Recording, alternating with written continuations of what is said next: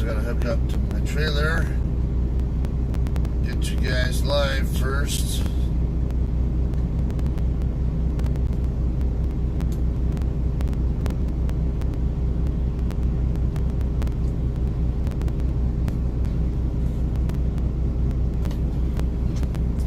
Back, everybody. It's gonna be a shorter stream.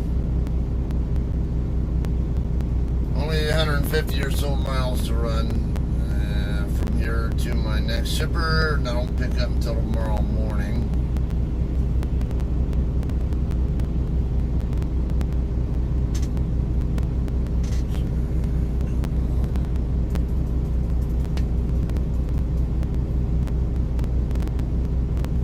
Gordonsville, Virginia to Chesapeake, Virginia.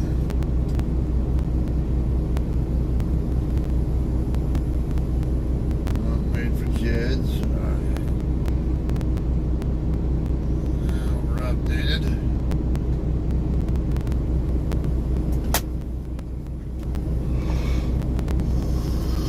Good. Okay, hook back up to my trailer and get out of here.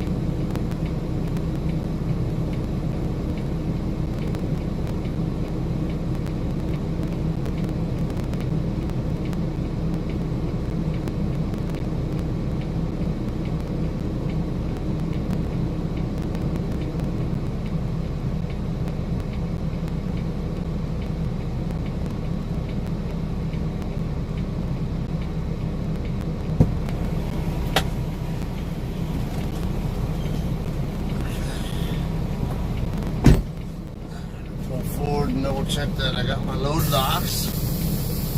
Sometimes receivers forget to put them back in the trailer.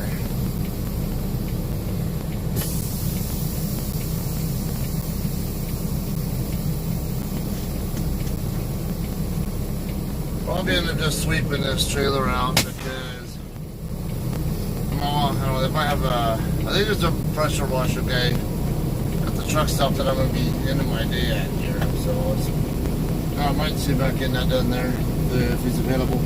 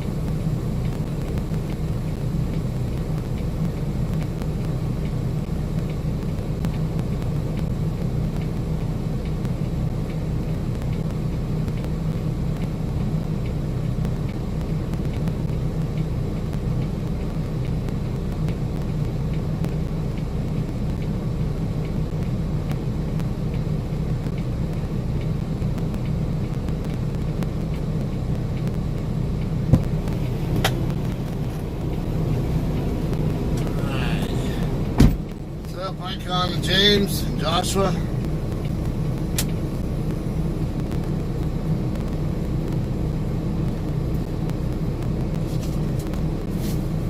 Alright, new pack of gum.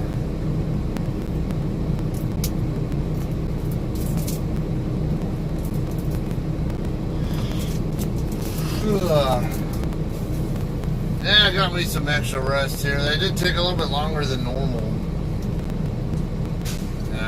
It's what, almost 10 in the morning, and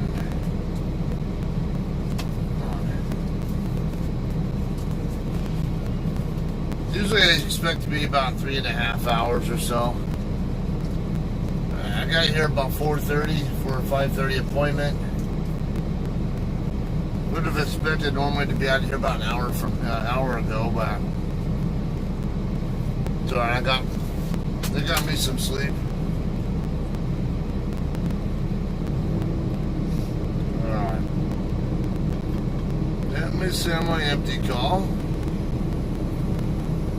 No, was indeed. Yes, it's empty. Yes. DOL sign. No, it did not drop. I'm 4 on fuel.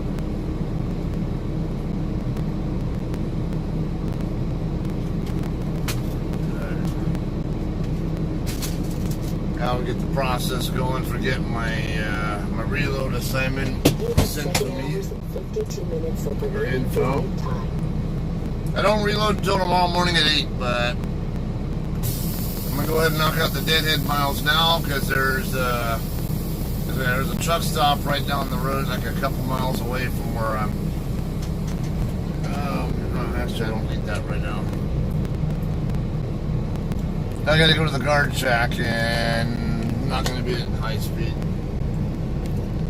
Less than 15 miles an hour. I'll wait on the yard jockey to go by.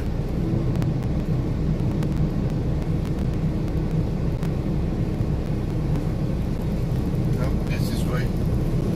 He's got something else to do.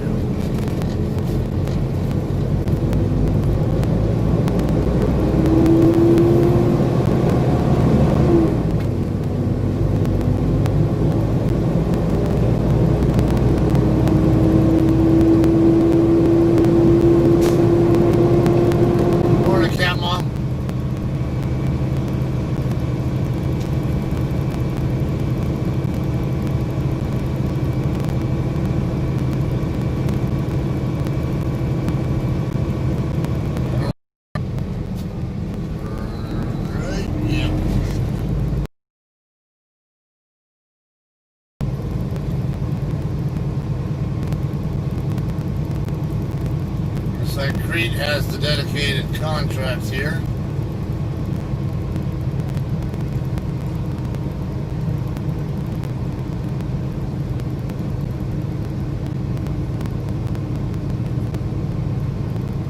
Okay, it'll be about 150, 155, somewhere around that mile trip. Expect to take not quite 2.5 hours.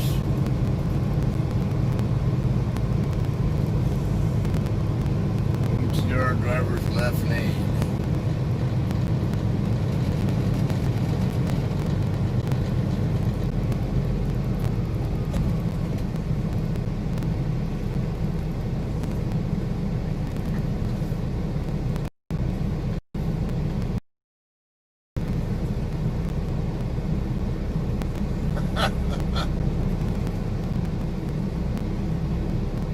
Yeah, time to take out the trash. Attention, a new important message has arrived. Attention, a new important message has arrived.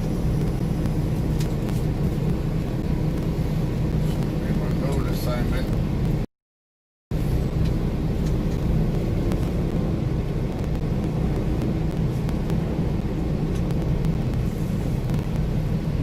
Morning.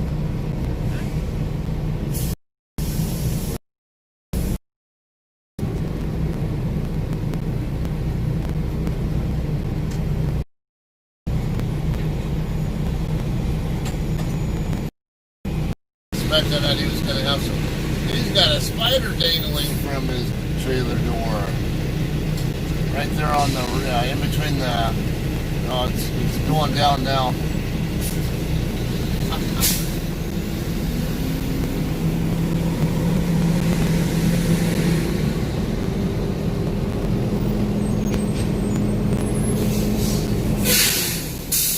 Pretty big spider.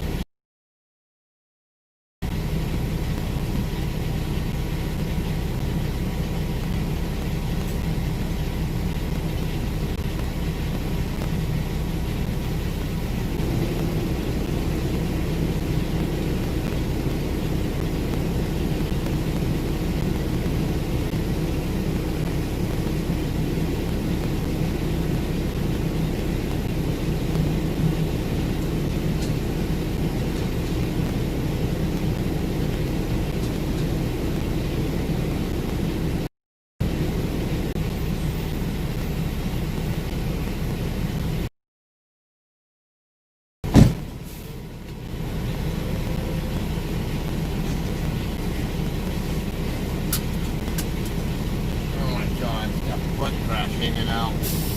And he's in the wrong lane.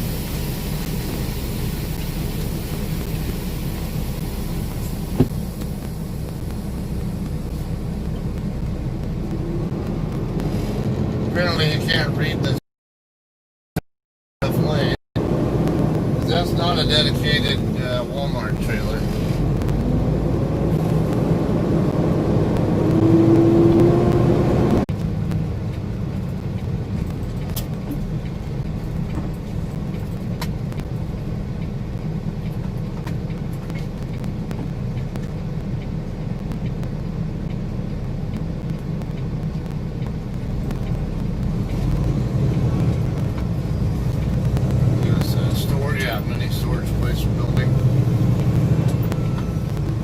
Opening in spring of 2020. Look like you guys are a little behind schedule there.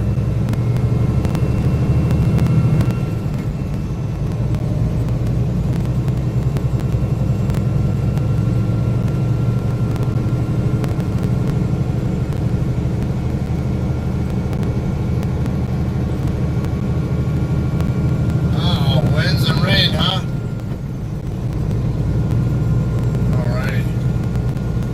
Good to know.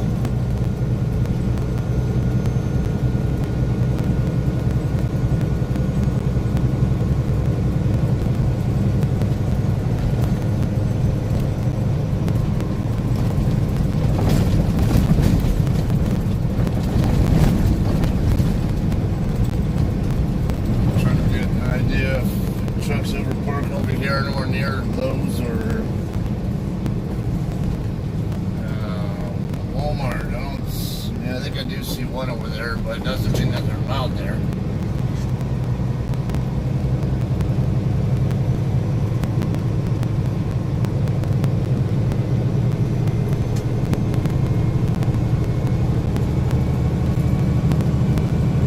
You mean I get a free truck wash courtesy? Man, you stupid light.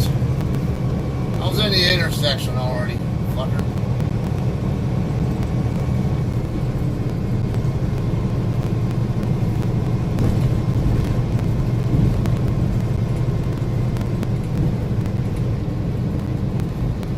Dash cam proof that I was in the intersection before it turned red.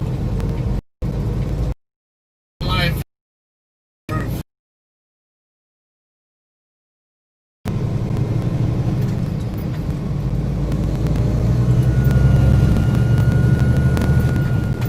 Hey, eastbound 64. Be pretty much the entire trip on this highway. Get to go through the Hamptons.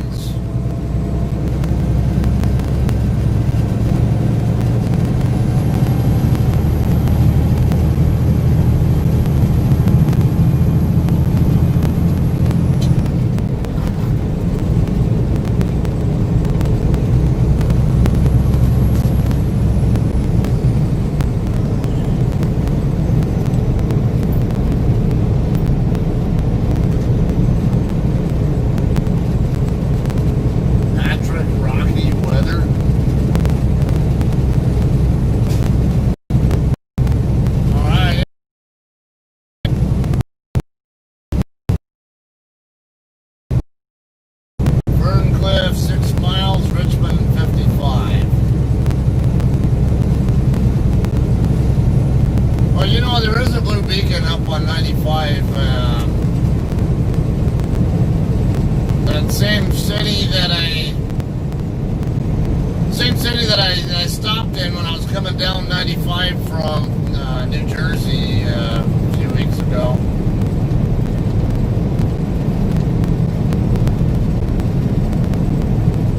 I always get my trailer washed out there.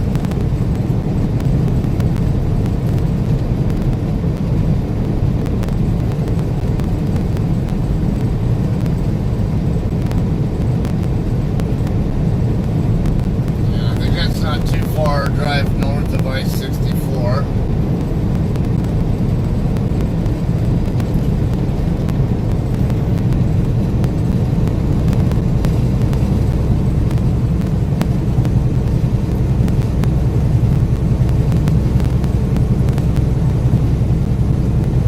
Take it, he's like a local weather guy based out of here in like Virginia Beach or Chesapeake or somewhere.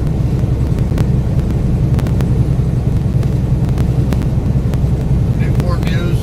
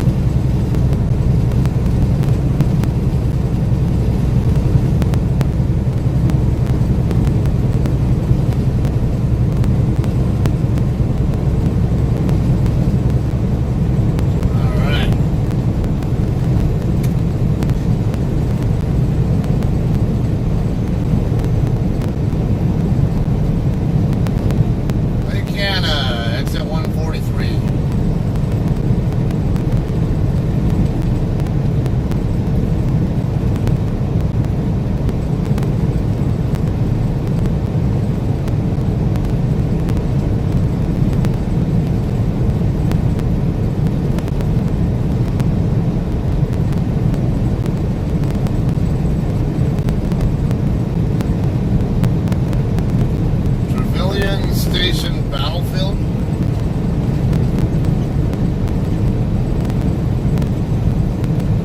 Must be a Civil War battle site. State Route 208 coming up. Louisa and what was that other town? Starts with an F.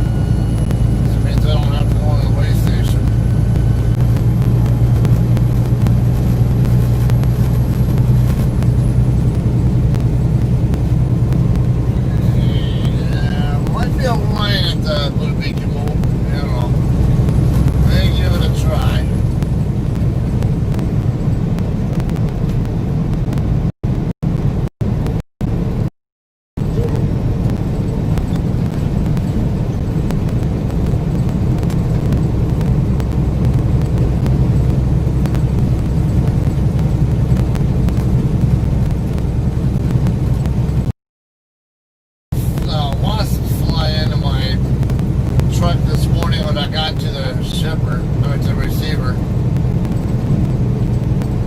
Then he decided to try to hitch a ride with me. I'm like, no, get out.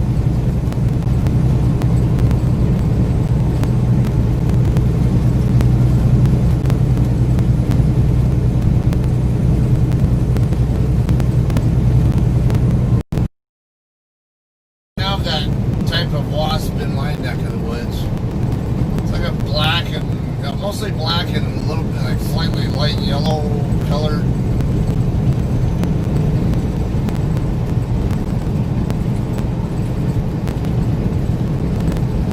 Long car.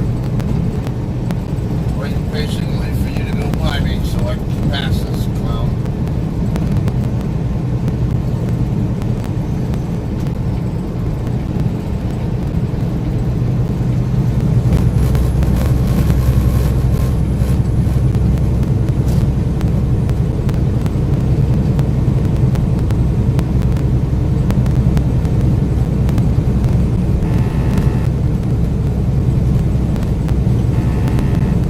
I think it was actually a wasp, not a bee.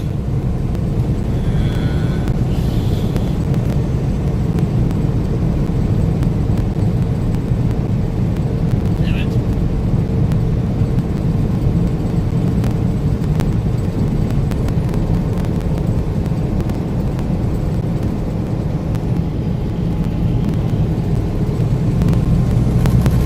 Wasn't sure I'd be able to get around the... Didn't think I'd get around the tanker fast enough. Probably should have stayed back and waited for him. Well, I'll call that a mistake on my part.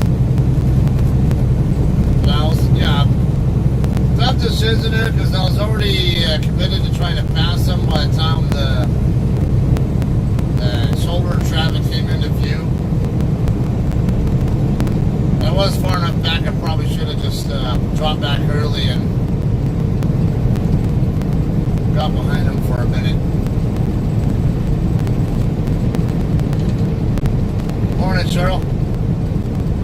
Damn, leash.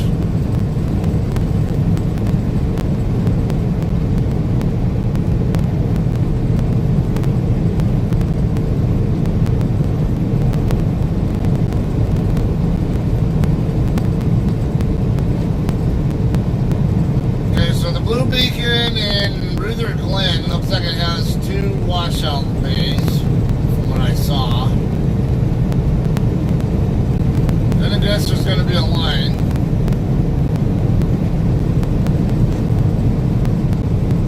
It is what it is. Not like I don't have time to burn today. So I prefer to get to Chesapeake a little on the earlier side of the day, so no problems with whether or not I'll be able to find a spot to park in there at Frank's.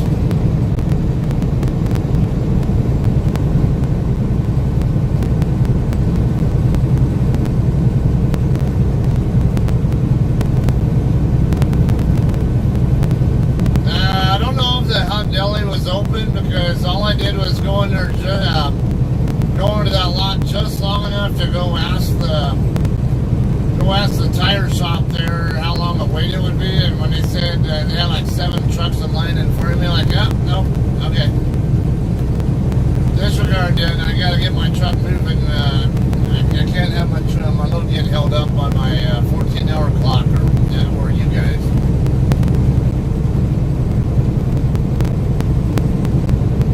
So as soon as I left the tire, as soon as I got to check asked about the wait at the tire shop and was given the information, I just went right back to my truck and got out of the lot and left.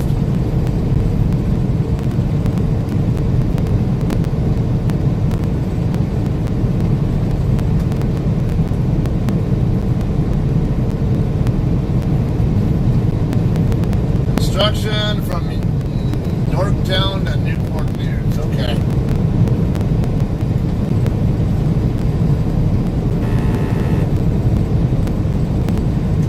Yeah, you know, I was thinking about that too with that. Because there's a TA truck stop a little further south there on 81 that I considered stopping at just because that, you know, there aren't as many trucks there. There are not going to be as many wanting to get work done either. Alright, stay around 629 to Haydensville here.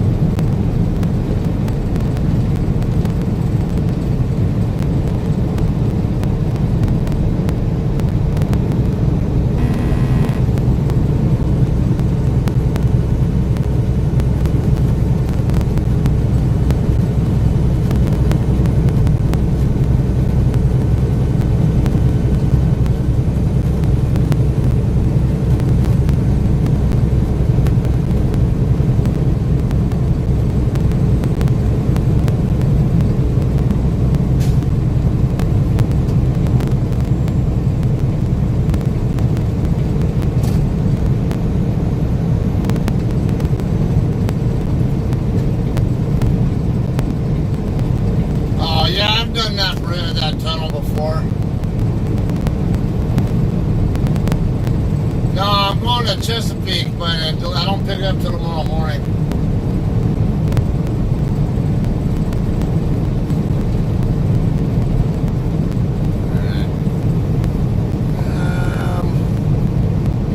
So it looks like it's like a 20-minute out of the way drive.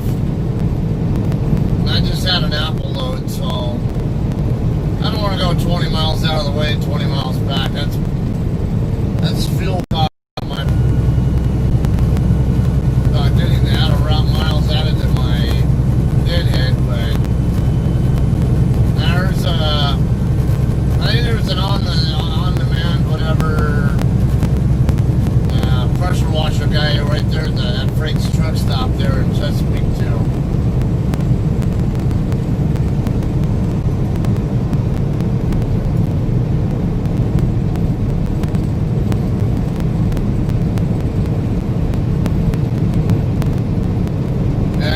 Restaurant there at Frank's is pretty good. I don't remember. Because I'm not a heavy eater, so. And sometimes I won't. Yeah, I mean, like a one meal a day kind of guy.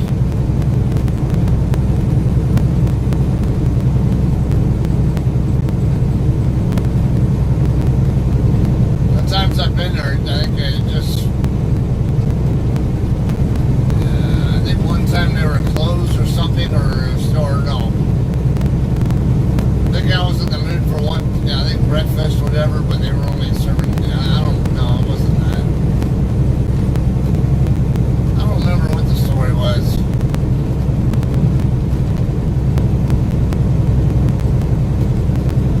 I think it's usually just a simple case if I'm not hungry enough to want to eat it.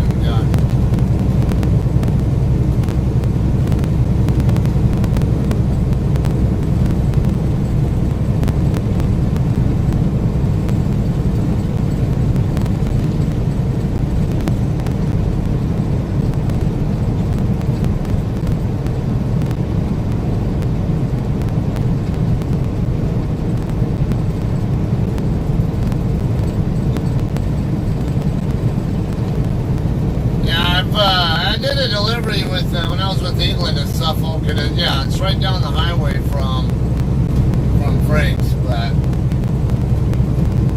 now this is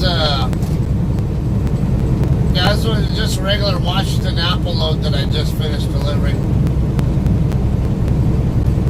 The other driver had like 3 or 4 different pickups, all in Washington.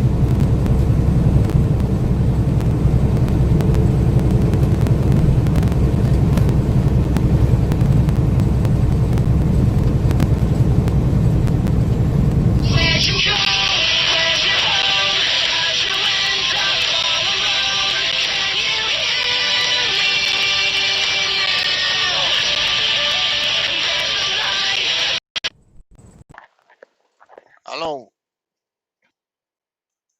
Lauren, how you doing?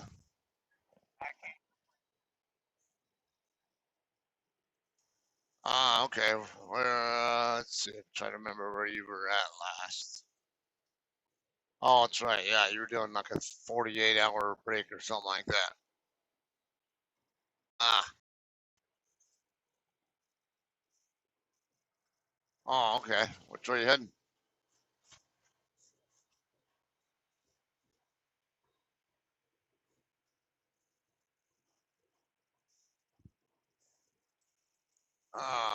I had a feeling you were gonna say Arkansas City. Seemed like we've been doing a lot of pickups from there recently.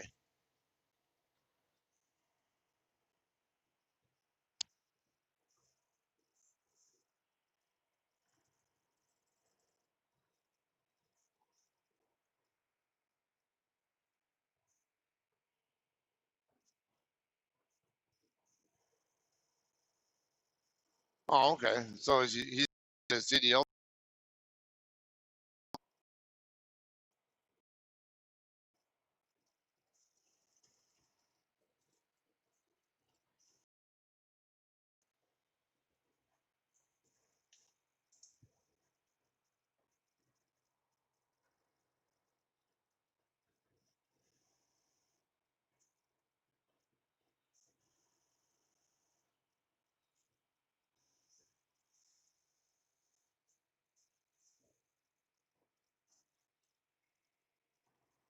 Uh,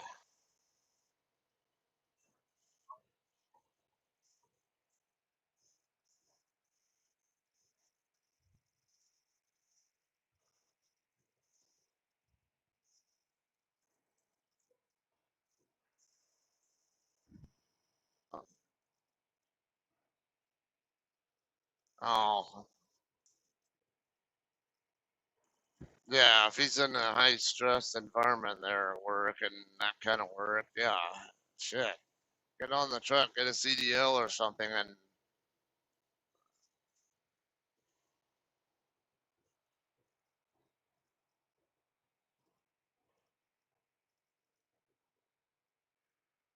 yeah,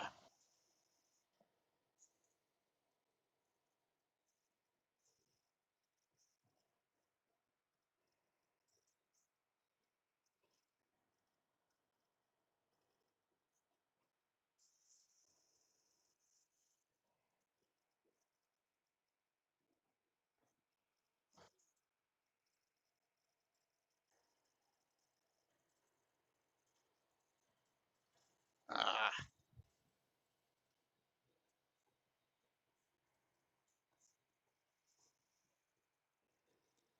yeah, yeah. A smaller version of it though. Yeah, it's big enough though. I don't know if it was a. Can't tell if that was a bee or a wasp. That's what I. That's what I thought it was. Yeah, yeah. I had my. So I was in line waiting to get to the guard shack, and I had my lights on. Yeah, my interior lights on for I can't remember whatever reason. But the next thing I know, I see this little bastard fly into my truck and start screwing around with the light right here next to my head. I'm like, oh no, you do, no, you don't. But yeah, and I tried to encourage him to like shoot him away, but then he ended up flying somewhere else into my truck, and like I couldn't find him. So then I turned the lights off, and then I turned only the dome light on that's above the passenger seat, hoping that that light would attract them.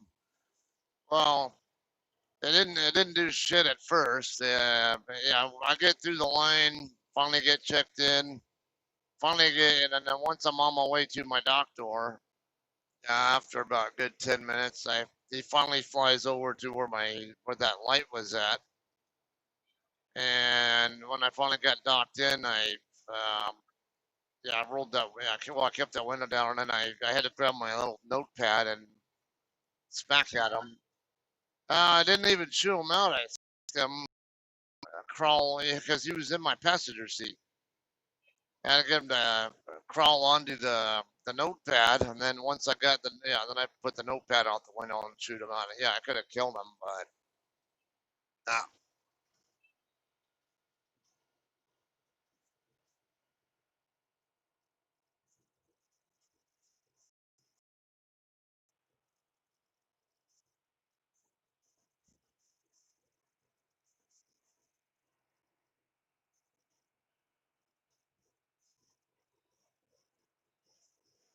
oh,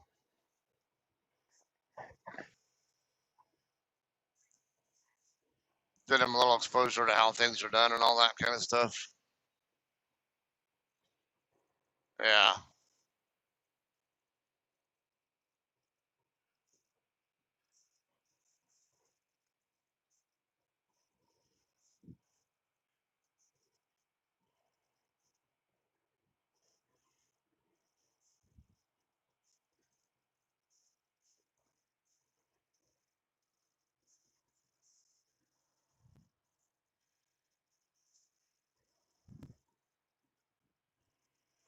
And I think that is a very important part of the training process too with CDL is sitting in the passenger seat and where you don't have to sit and look at the road. You can actually well, I mean, you look at the road, but then there's also look at what the person driving is doing.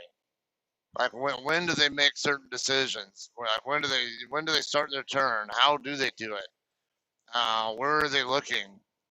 And how long are they looking, whatever. Because that's a big problem I notice with people who are brand new to driving is they tend to fixate on a single detail, and you can't do that if you want to have an accident-free career. You got to keep your eyes moving, even in the middle of a backing or a turn.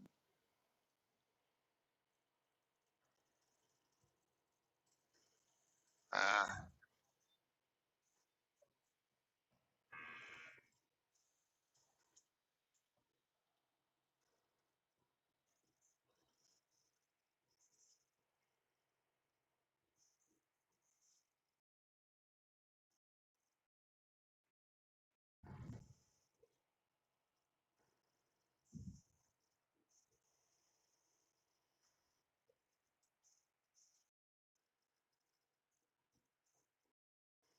uh,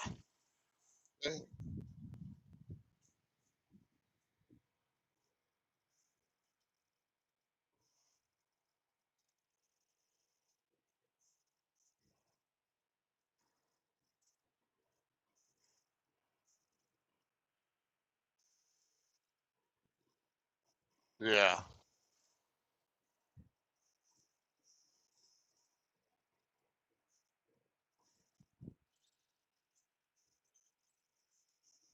yeah, and then also being careful about how much you steer and for how long. Yeah. So for me, I had some struggles with the right turns. Figuring out the setups and then how to actually do them without putting myself in a bad spot. But yeah, I never had any accidents, but I felt like that was my weak point.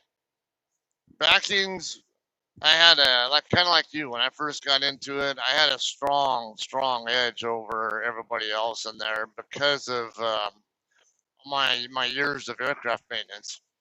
I've towed so many damn airplanes, both forward and backward, that even when I was on 130s, we had a short tow bar and a long tow bar, and that taught me a whole bunch right there. Because yeah, it's kind of like pushing it's a different. It's like the difference between backing a pup trailer versus backing a 53. So a pup trailer will get away from you in a heartbeat if you're a little bit too slow reacting to it or put too much into it. But yeah, but like a 53, if it starts to get away with you, you can always chase it back down. Well, but when you have a short tow bar on an aircraft, though, once it gets there's a certain spot where you don't, there's no way possible for you to catch it. You have no choice but to back up and unfuck yourself, as I call it. And and you learn a lot about steering control there. So, and sure enough, because in California, when you do the CDL, when I go through CDL school, they actually require you to learn the 90-degree alley dock. That-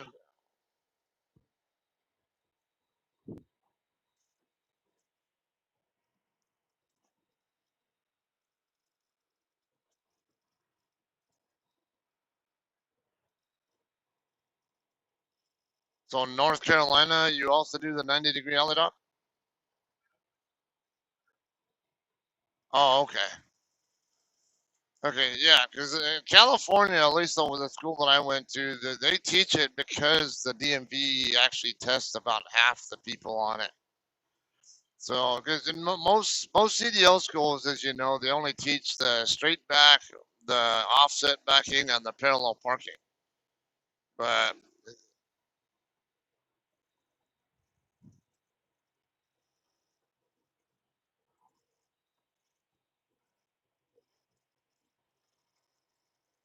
okay, and now those are the three maneuvers you got tested on for your CDL.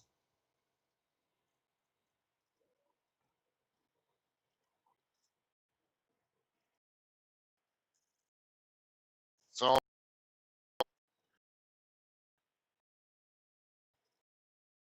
I'm kind of other people that are, if you tested for your if you went to a school and tested for your CDL, so I'm on my stream right now too. If you went to school and got your and tested for your CDL in North Carolina, did you do only the straight back, offset, and 90-degree and no parallel parking? Because in California they teach you all four, and then when they do the DMV test, about half do the parallel parking and the other half do the 90-degree alley dock.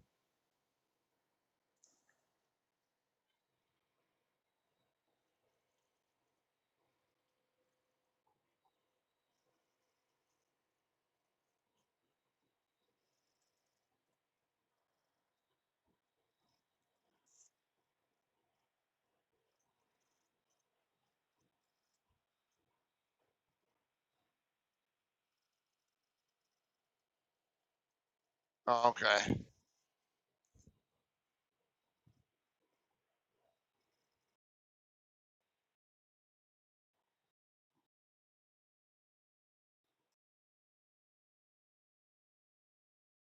It is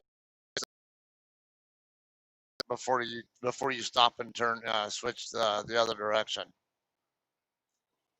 So if I remember right, like for parallel for offset, you only you turn the steering wheel all the way, but you stop moving the truck once you have I think not quite maybe about half or so of the landing gear is showing in your rear view mirror. Yeah, and then with parallel parking, they have you go all the way, pretty much all the way until you can see the other sand shoe, or almost to that. And like, yeah, it doesn't really make a lot of sense to do both. And not to mention, in reality, a real world parallel parking, I do not do remotely close to the way they do it in CDL school. And yes, I do parallel park in a truck.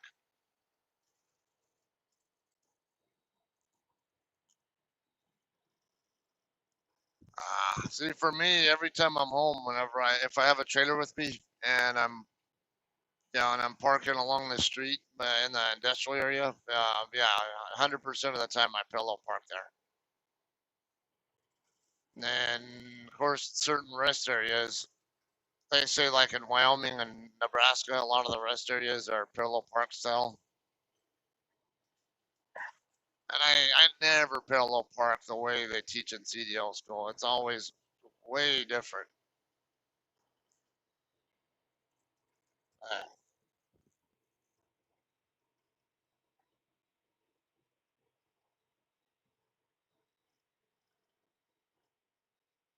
yeah. Yep.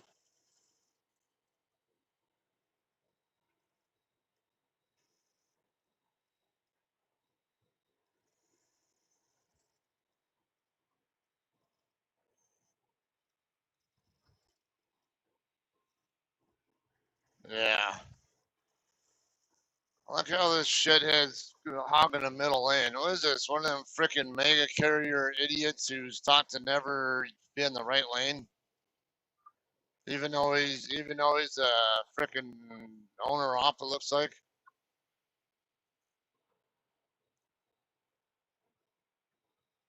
Okay. Okay. Ah. All right. Bye.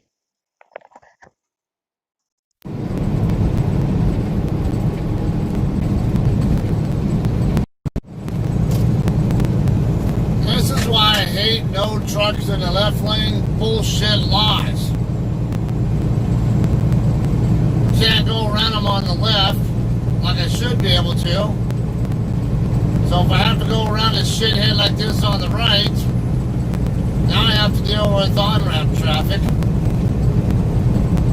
Merge traffic, whatever.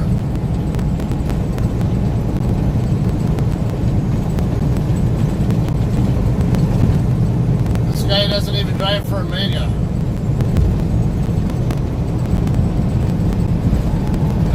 US 250.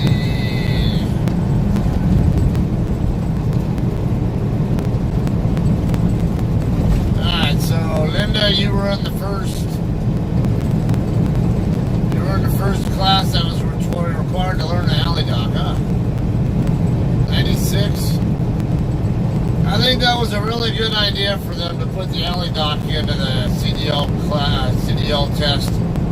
Because I think that's the most practical real world backing that you'll do.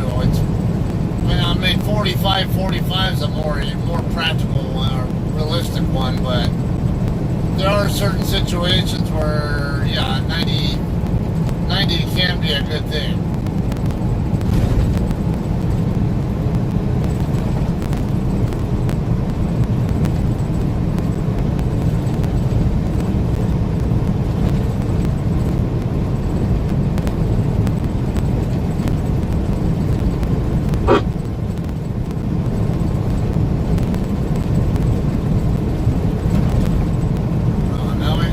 Pickup driver adding to the problem, I see.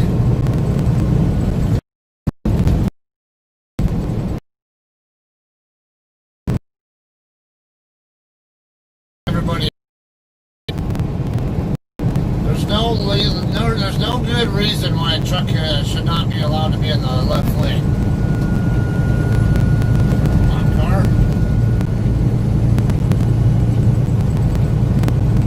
There's a white car back there in the in commercial vehicle restriction. Now I can.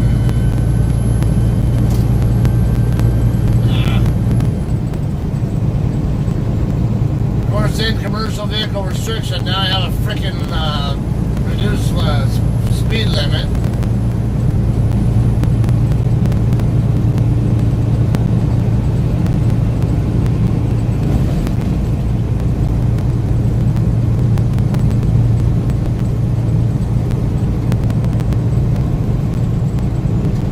The truth comes out. The only reason that truck moved over to the right is because he's getting off the freeway here.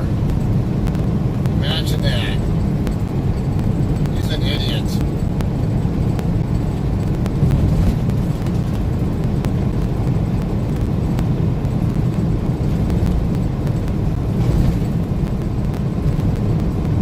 That's another way to piss off other truckers, is to hog the middle lane and not move over to the right when faster trucks are passing or wanting to pass. When it's not legal for us to pass you on the left, get out of the lane. 995, 5 miles away.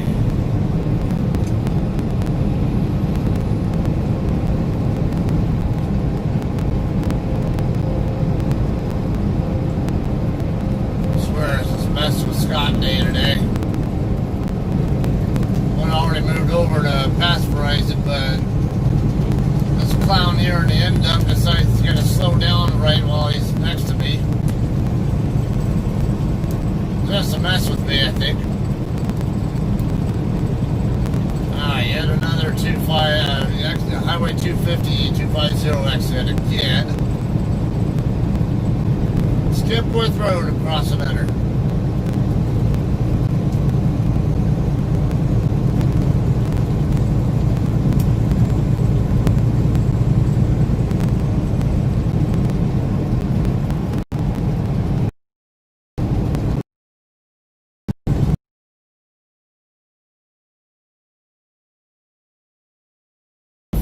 To Powhite Parkway, 3.5 miles.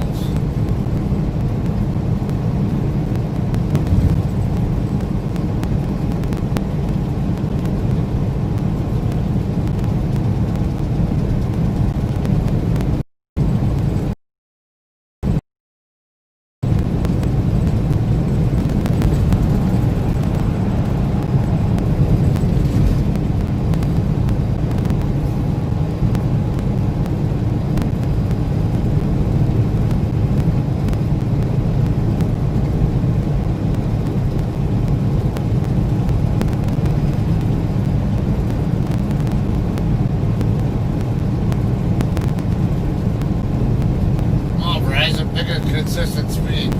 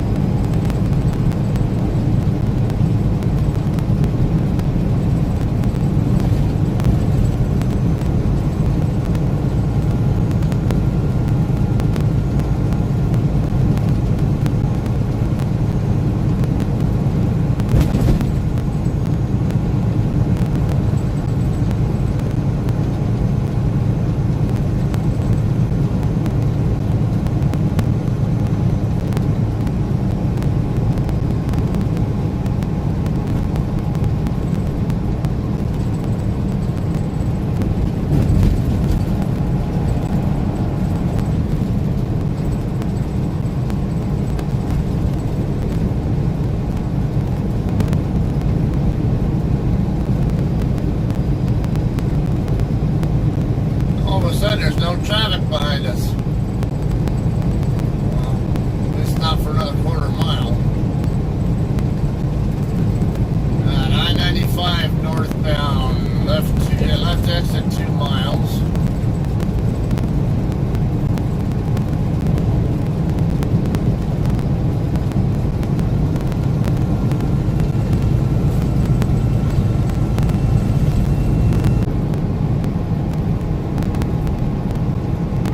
Raceway Complex.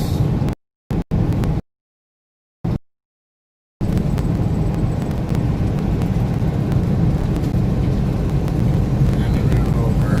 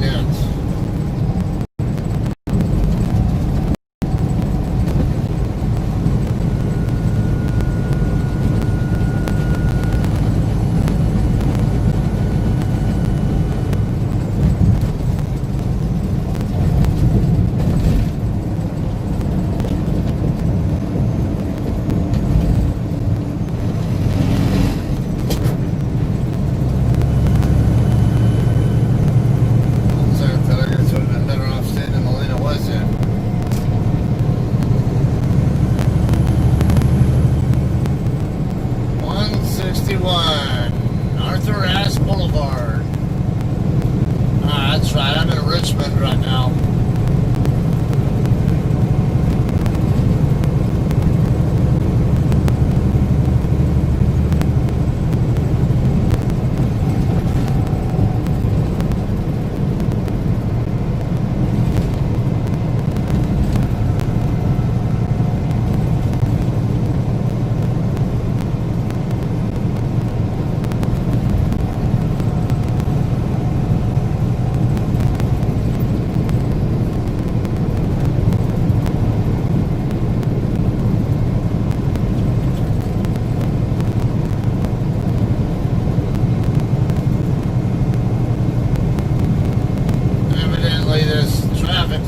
require a bit of patience today. It's moving fine, but it's just always like either one person in the way or one person causing a group of cars to go slower than, well, I guess, yeah, just one person in the way in any case.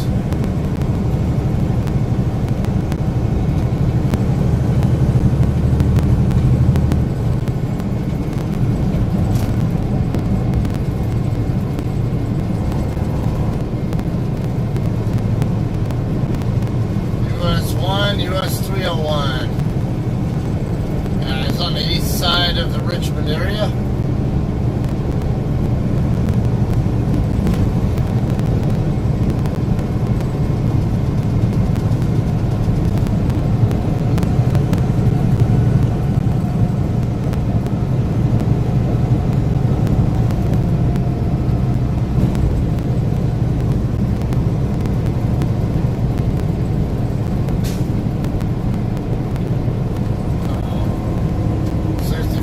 An exit. Alright. I need to move over. See, it showed that it's a right side exit to stay on I-64, which is what I want to do. So I need to be over here and ready to exit right. Where it says exit 75 right here, it's on the right side of the sign. I mean, that's what tells me it's a right side exit.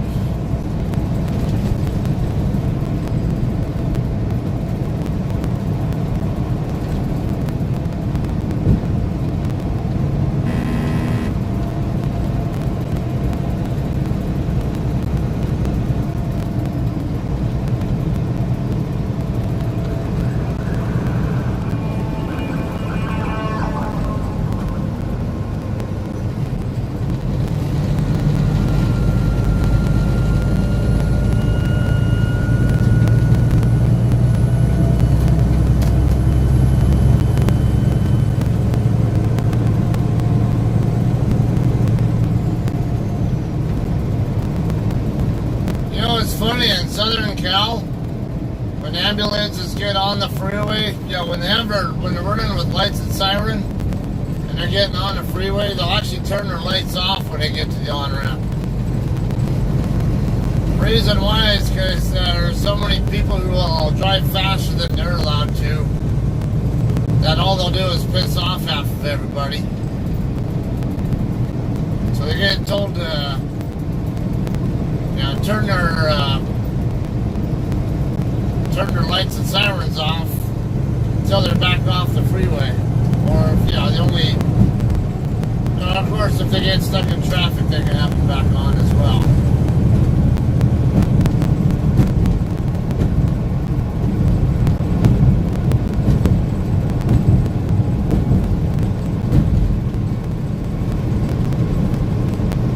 US 360 Mechanicsville.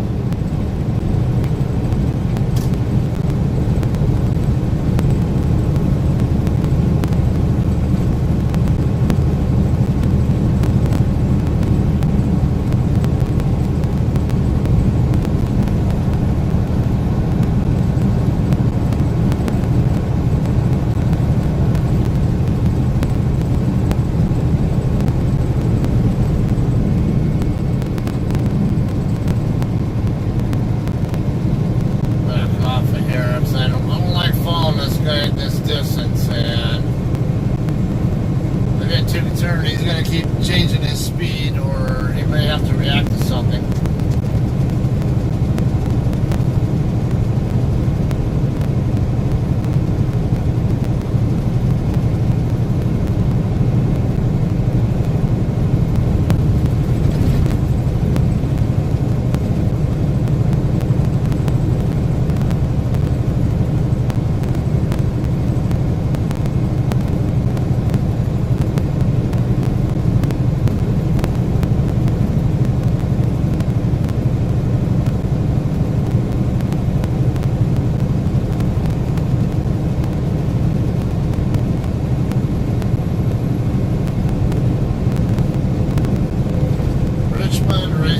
Complex.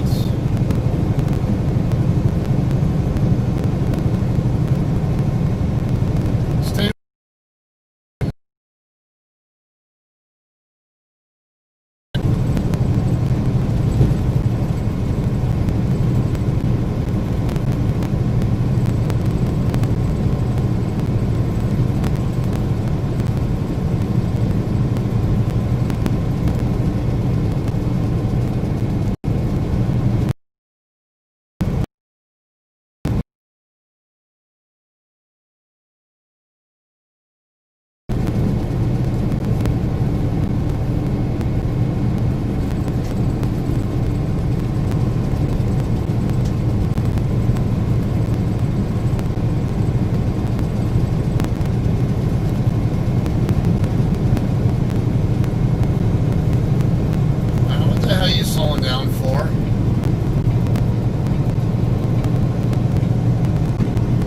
Come on, people, move over.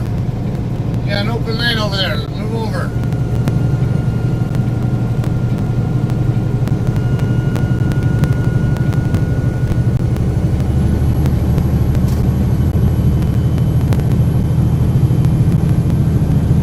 Why the hell this woman slowed down?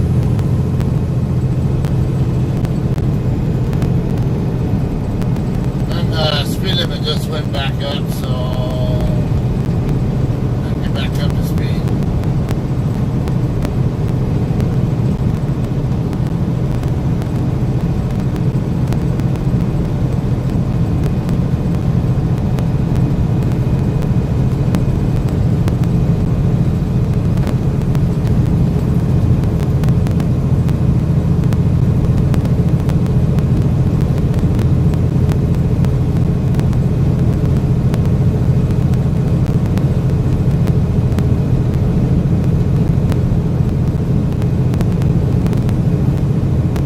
Williamsburg via I-64, 35 minutes.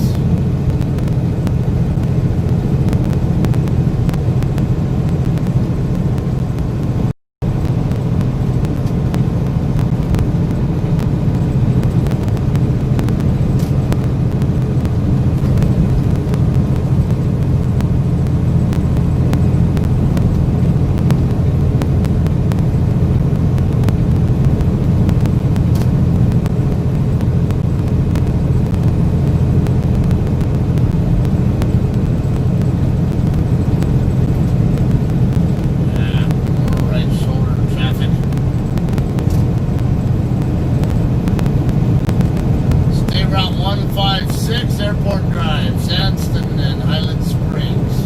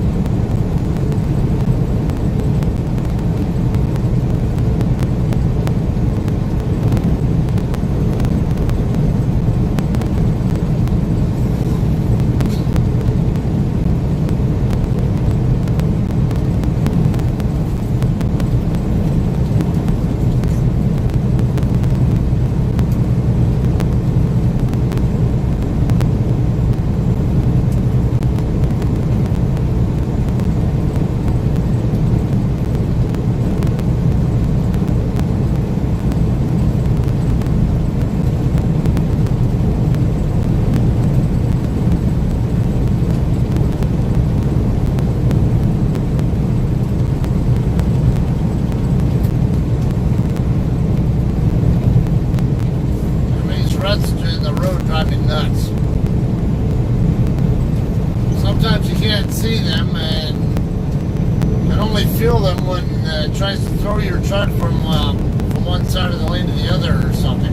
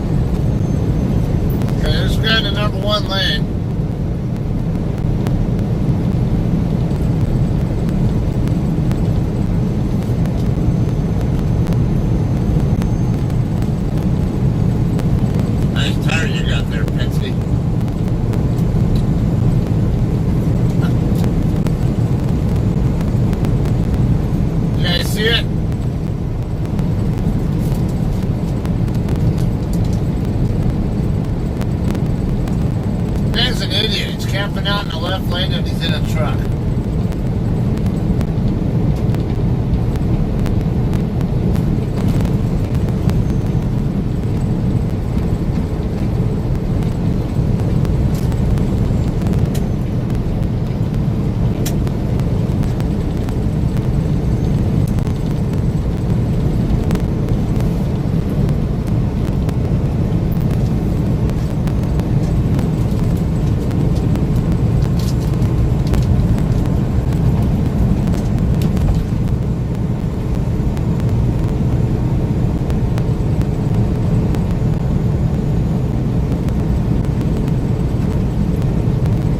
Route 249.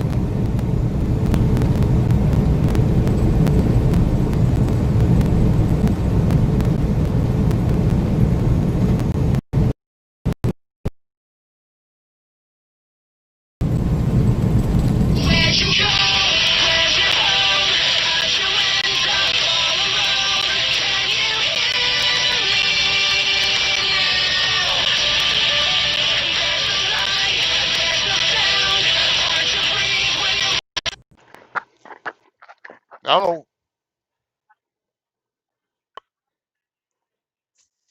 roll in, roll in, roll in. Keep them dumb wheels rolling.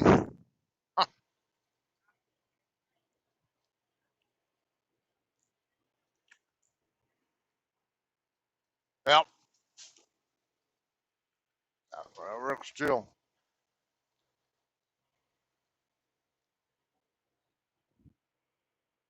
I'm on I-64 eastbound heading toward Chesapeake. Yeah, I'm in between Richmond and Norfolk at the moment.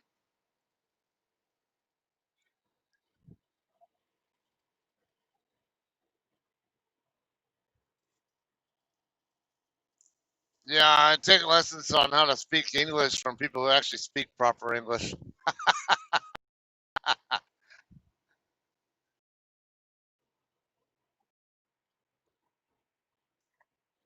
Yep, that's why a lot of our cities are named are Spanish named.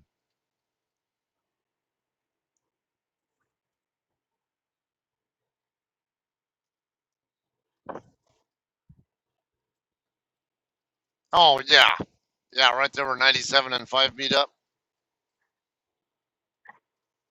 Yeah,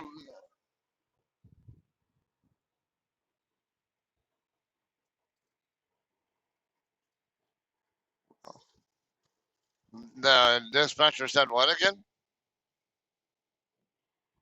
The dispatcher said what? Yeah, that is absolutely true. Snake pipe.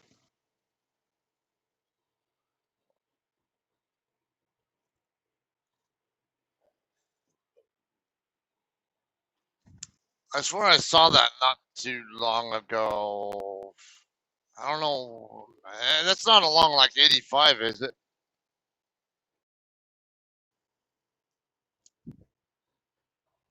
Okay. And it's called snake pipe.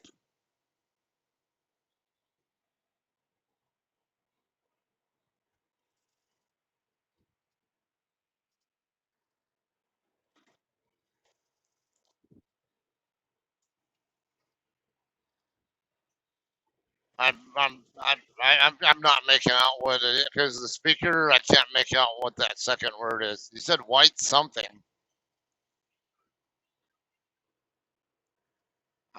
Okay, so I'm way off. I have no idea. I still can't figure out what the hell you're saying.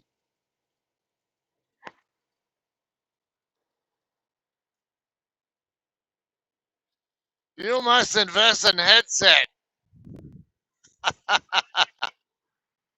Oh, you have one. Okay. Yeah, I'm way better.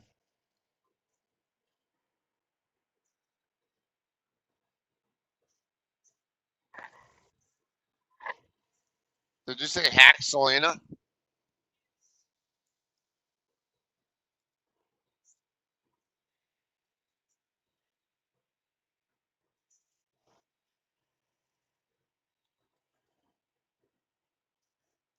Oh, hex Selena. Okay.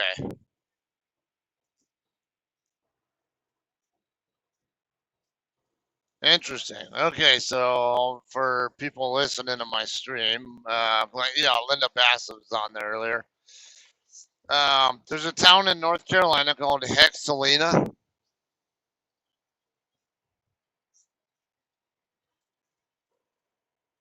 Okay, a crossroads community, and then so it's a small town. That's what it sounds like.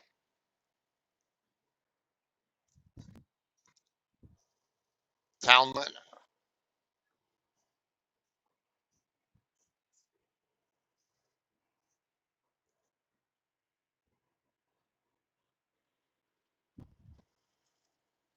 Okay,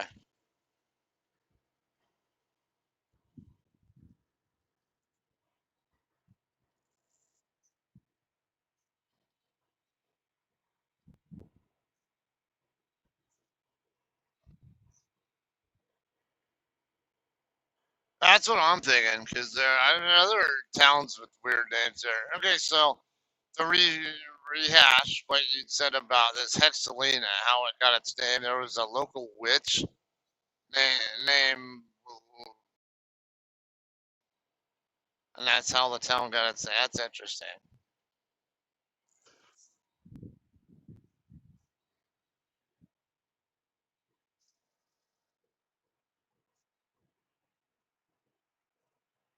That's Buena Vista. That's a That's a. Uh, okay, you guys are weird. Yeah, it's Buena Vista. Okay, so Buena Vista is that's a Spanish word for nice view.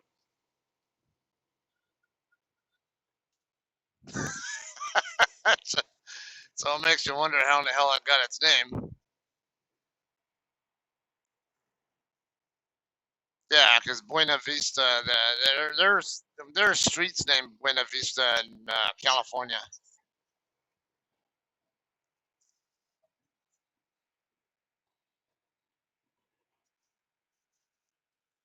You know, there's a. Oh, that was really brilliant, dipshit. Plenty of space behind me. You could.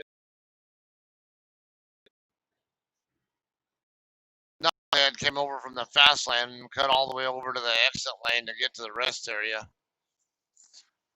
Yeah. Then that you pass. I forget the hell the name of that town that where we always see the squirrels. And so they just decided to name it Squirrel Whatever Road, and it stuck.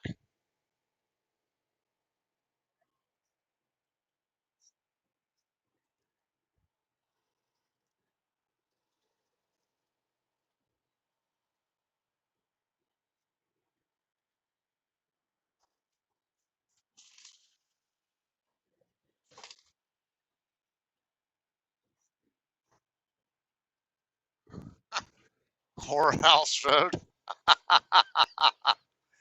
in Vermont. Okay, I gotta maybe have someone watch and do some research into that one. Whorehouse Road.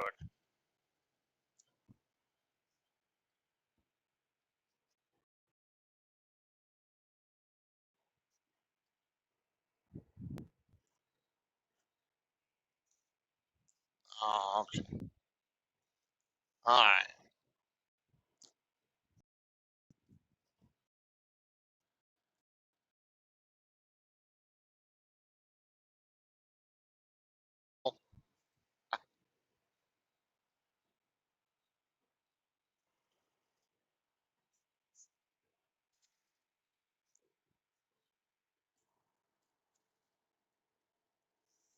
Yeah, because I'll be that, and then you can educate me.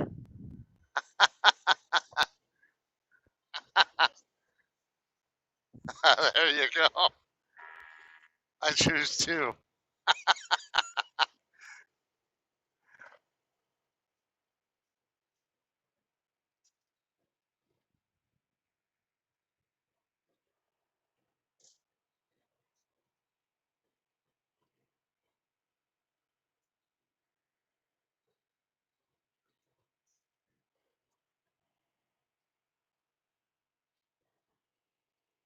Birdie, how's it spelled? Okay, that's what I thought you were saying there, but yeah, well, technically you're right on that one because it's a T, not a D. Right, we're calling it Birdie County. That's because people get lazy and just, oh, it sounds bad. It's easier to say than Bertie.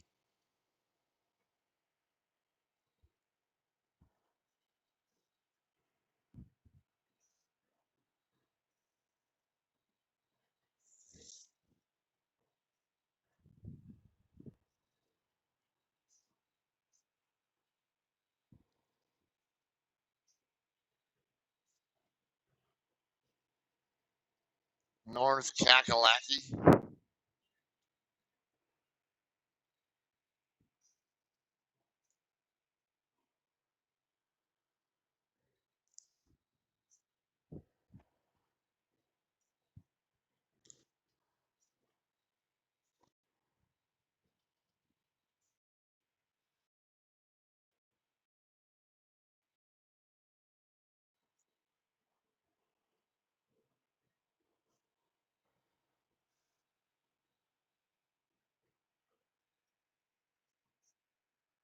North Kakalaki, what?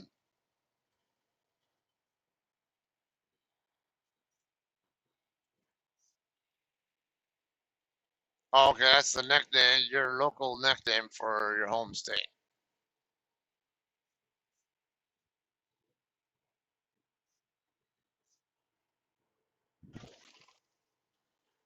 So if anybody calls it North Carolina, they.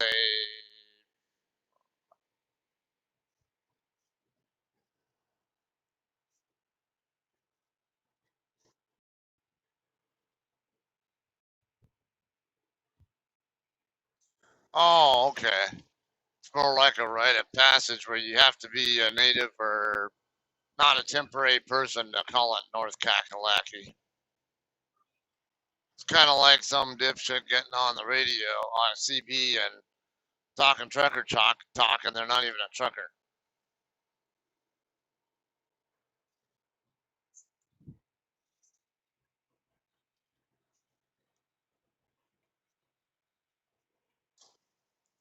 Yeah, I'm gonna let this flatbedder go by. Come on, dude. You already passed me earlier. Well, go ahead and keep tailgating that car, you dipshit. You and your fucking missing tire. Yeah, this day cabber, his right front outer tire is missing. He's got a wheel on there where it's supposed to be, but there's no tire on it.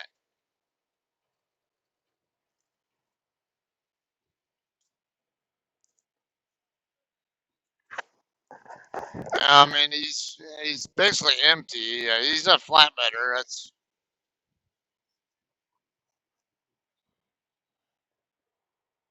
yeah. Well, I don't. That's the case though, because I just passed an exit not too many miles back where there was a Love's and Pilot, and I'm sure that Love's has a tire shop.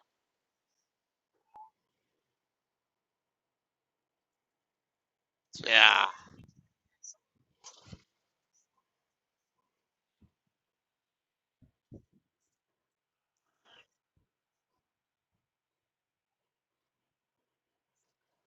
yeah, that's true. Well, he's driving a Penske day cab truck, but okay, the fact that he's driving a rental truck that automatically makes me question. Yeah, yeah, he might be using a rental truck because maybe there's something wrong with the truck he's normally in or something along that line.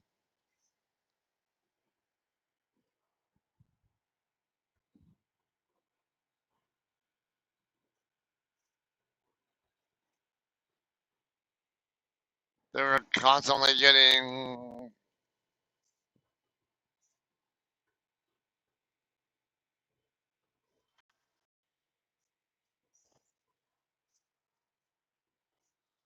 I mean, it makes sense. I would say if you guys are both okay with driving auto shift, so if I could tolerate auto shift, I'd probably go to a brand new one too.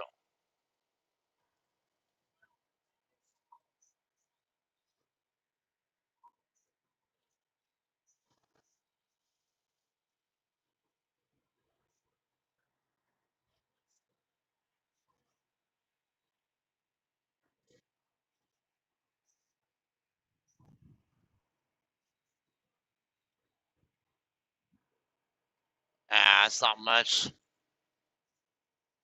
Put in the only thing that's extra work for me going down hills is messing with my Jake brake settings. Yeah, because I have to manually jump between third and second or first stage, whatever, and then maybe hit the brakes, service brakes if I'm not in the correct gear.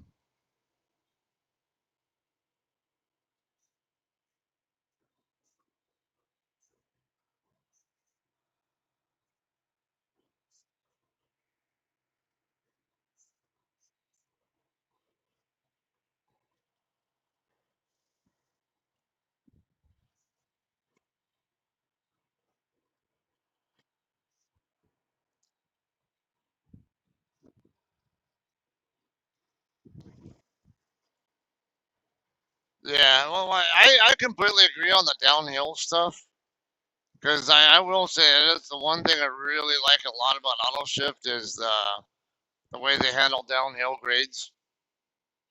But when it comes to like heavier, like stop and go kind of interstate traffic or whatever, To me, that's just somebody saying they want to be lazy and or having bad habits like following too closely. And you do realize that. Come on, dude, get your speed up a little bit faster. Shit, fucking lose 10 miles an hour waiting on your ass.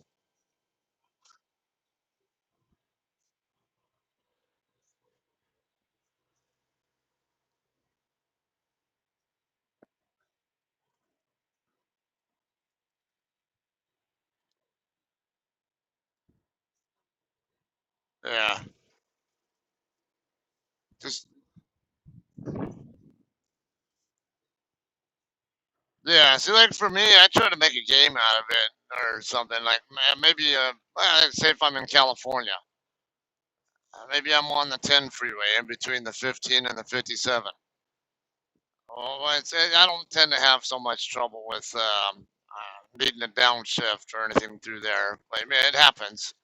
But let's just, as an example, could make a game out of it and say um, how many times you try to make a game out of it, try to beat my personal best. Like, hey, it took me like 10. Maybe I had to do 20 gear changes at that, yeah, along the way. And then I'll try to break my record, get something smaller. More commonly, I might be in like say fourth gear, and the track might drop back down. Like, okay, I'm just gonna go ahead and stay in fourth. And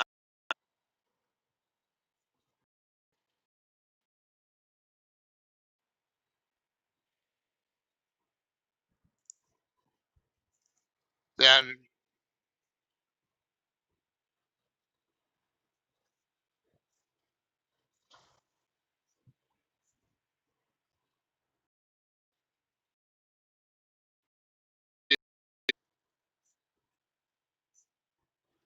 yeah, don't need to put you in a foul mood while you're driving your truck.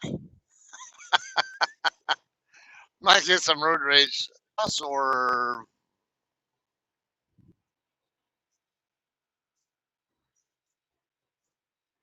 412. Yeah, that's the way I went also. Or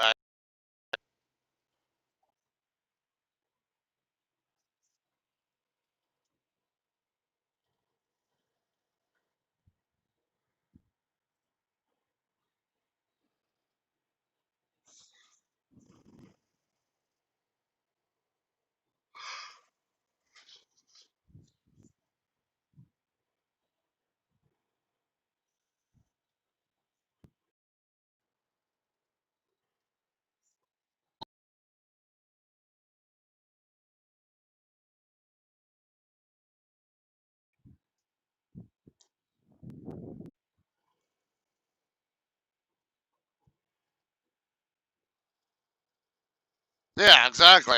But you kind of got me wondering now if you, because if you have a habit of starting in too high a gear, you have to let the clutch out more slowly in order to avoid stalling the truck. And of course, in a truck, you normally don't put any throttle in at all when you're starting out, like you do in a car, or like you normally will in a car. I mean, so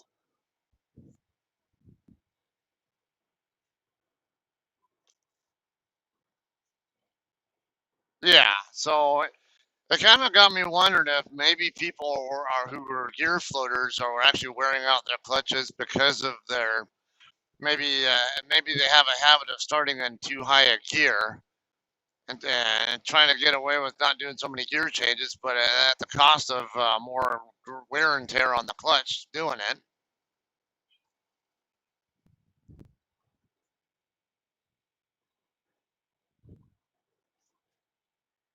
Exactly.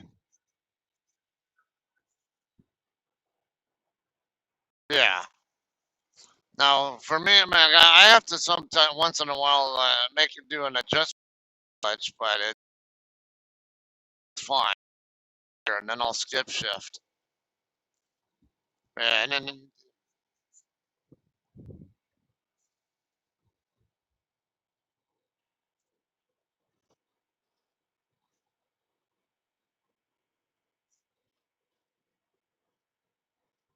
uh,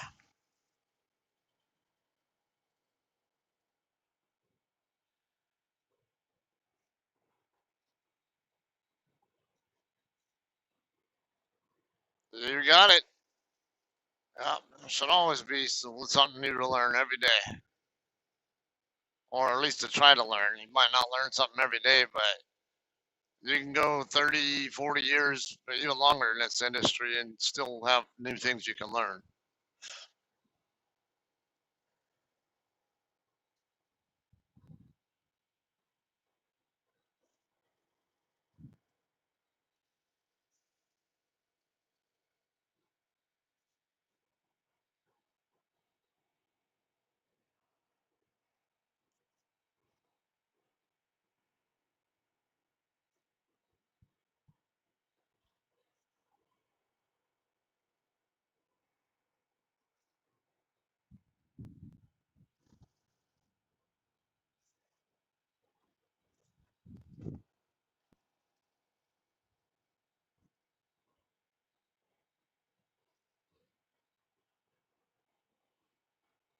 Yeah.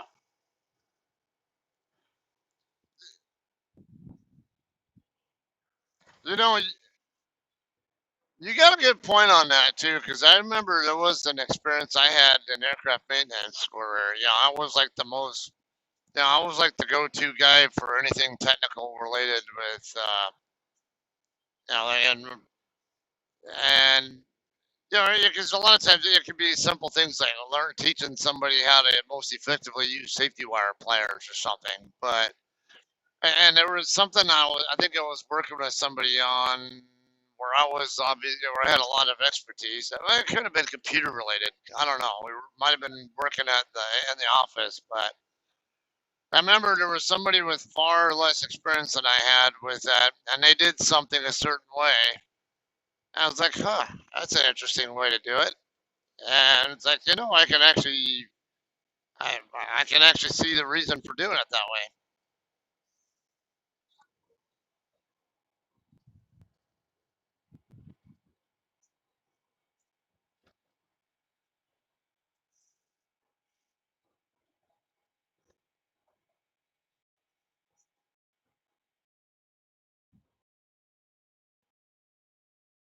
Because through like saying Control C, Control V, or a cut, Control X, or okay, like when you go to type in a web address and you're already on a page and you click on the on the address bar and it highlights the entire thing.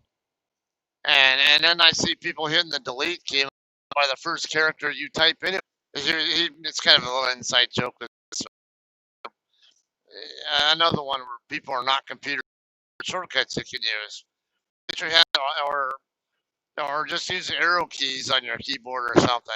It gets you where you need to be a hell of a lot faster than you can by having. Yeah. Oh no, but keyboard combos are a lot faster than grabbing a mouse and having to move the icon or the cursor or the pointer to a spot and clicking whatever. But now there was something where I'm really efficient with the way I do things, and I don't remember what it was, but somebody did something on a computer in my presence who is somebody who was far less computer savvy, and they did something like, that's interesting. That's a good idea. And so that was one of those cases where, okay, I got 15 plus years, actually even more dealing with computers, and they had obviously were just more recreational users or whatever, and they taught me something.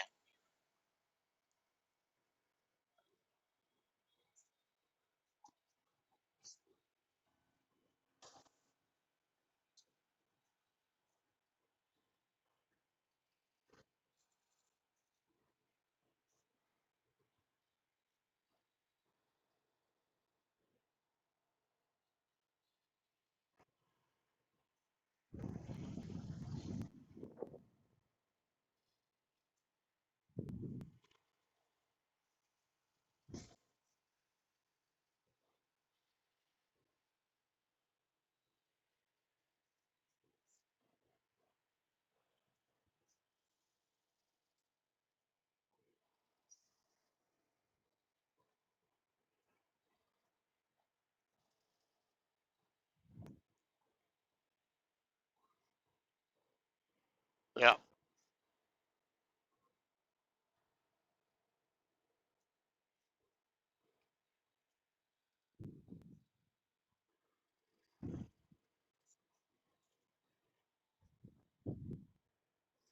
Coder.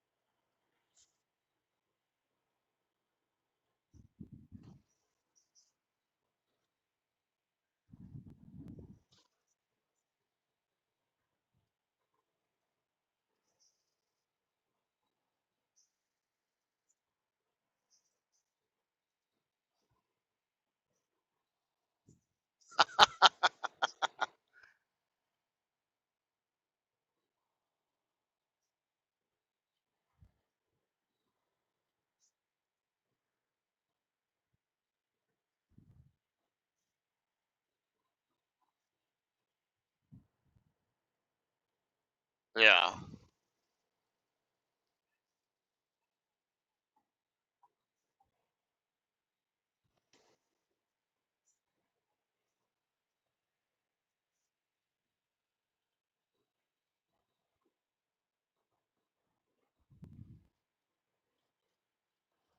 Hmm.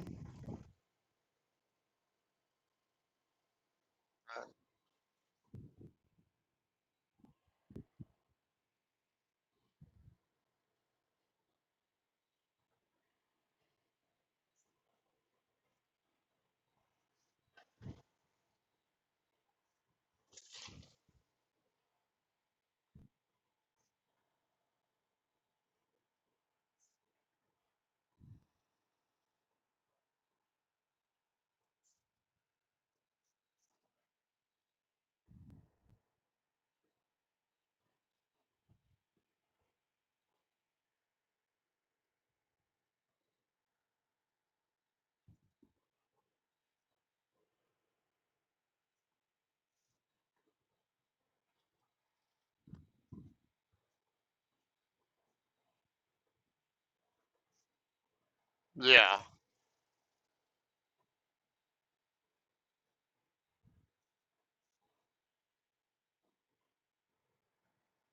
All right. Just getting into Newport News. Next 5 exits.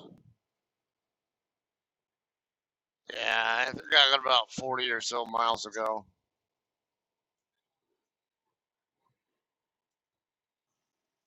Oh.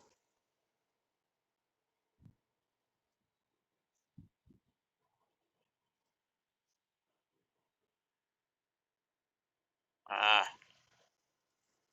Yeah, I was in what was that, Norfolk? That was funny because Andy Higgins and I don't know if you,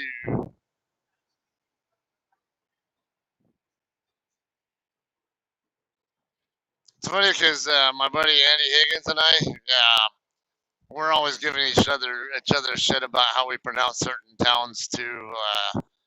Like there's one in Illinois well, he calls it Batavia, I call it Batavia. Cause,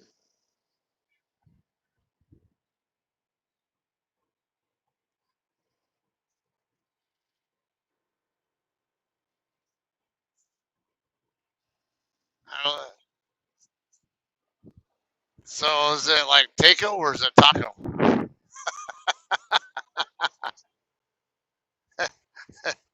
It's taco.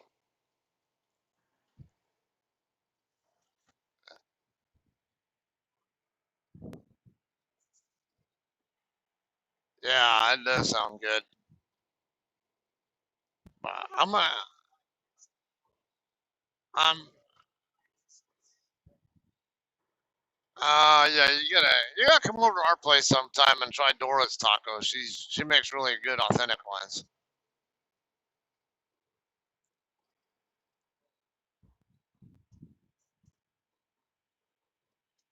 Yeah, yeah, it's authentic and Mexican tacos always are corn tortillas. They don't normally fry them. They don't.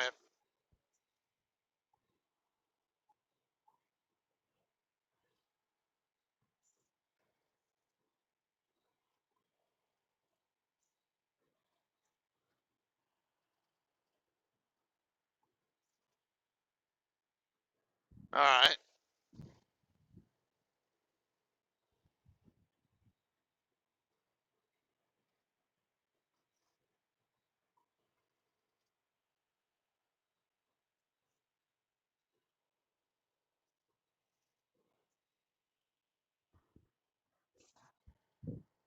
Yeah, you're probably biased. No, I'm just kidding. Actually, I think your region and what, like the South and are tend to be more particularly well known for barbecue food.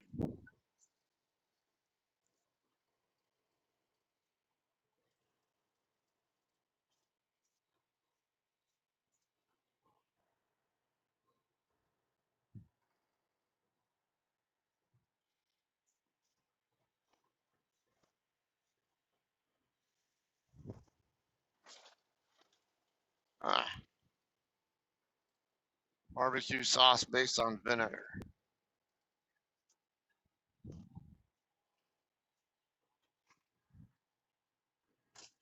only for pulled pork. Okay.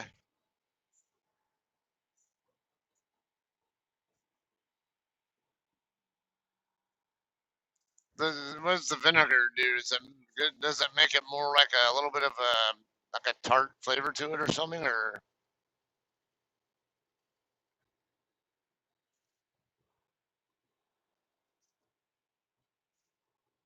yeah, that's what I was thinking. Yeah,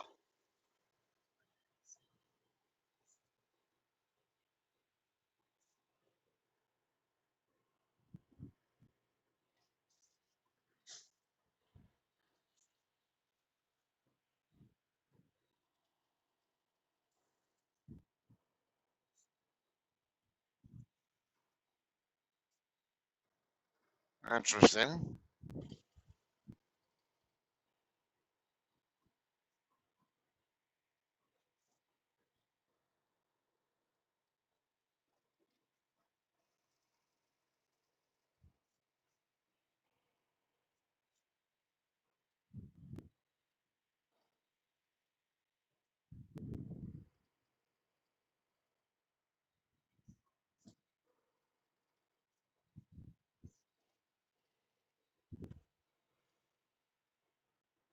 Okay. Yeah, and then I guess there's probably different, like people use different amounts of vinegar depending on how much of a tang or little of a tang flavor they want.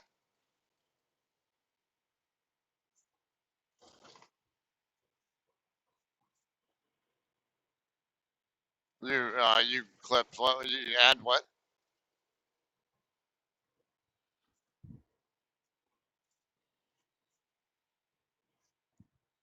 Oh, brown sugar. Okay, yeah, I've heard of brown sugar being used in I think a number of different uh, seasonings.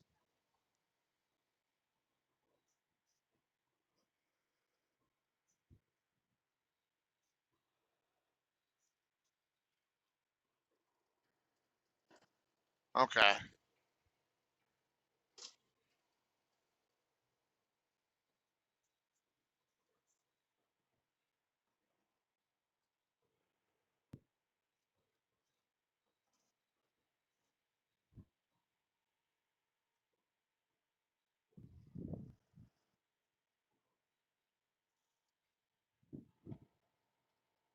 Yeah.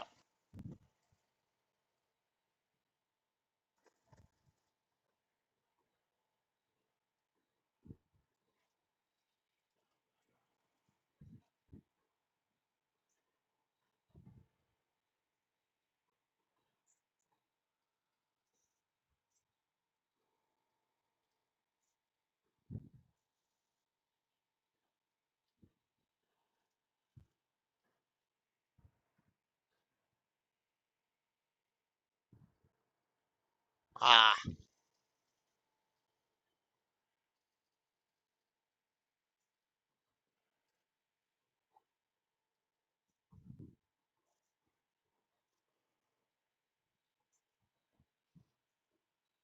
yeah.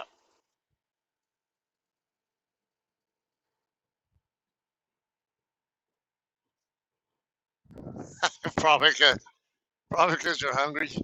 No, oh, because we were talking about Batavia versus Batavia, and then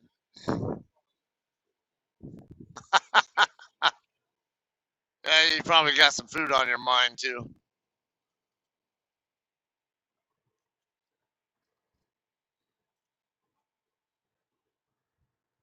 Ah,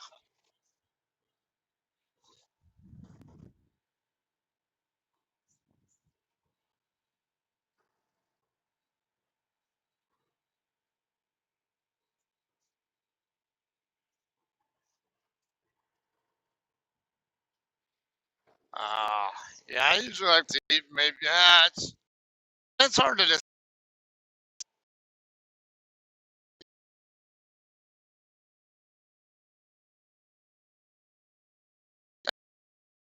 My body trying to digest the food, and then but then if yeah, but if I wait till the end of my shift to eat, what happens is yeah, now I have a hard time getting the. I start getting all gassy, and I have a hard time sleeping because I can't. I get. I guess you would call it acid reflux, but I'm not sure I would call it that. It's just gas builds up in my stomach, and because yeah, I have more difficulty digesting food than most people do.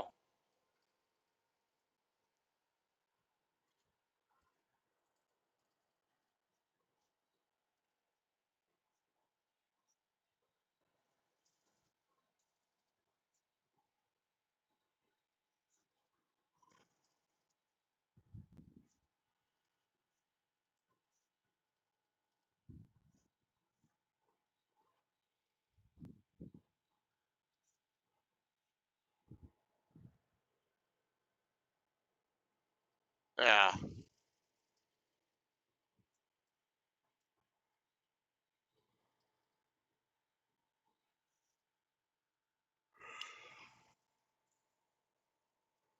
Yeah, a lot of times for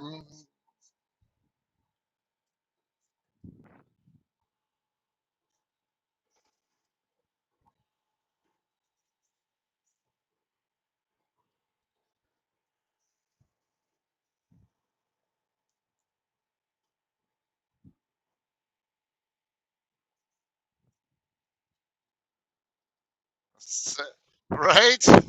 I always think the same thing when I see that.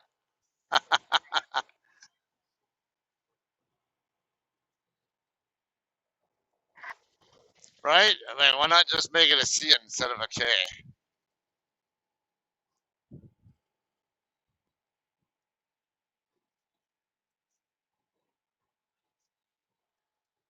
Oh, yeah, absolutely. I thought that same exact thing every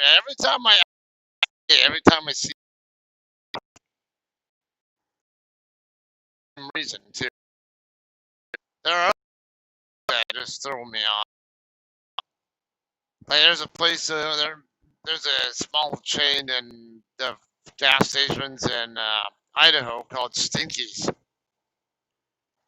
and their logo is a skunk. All right? Like, who comes up with this shit?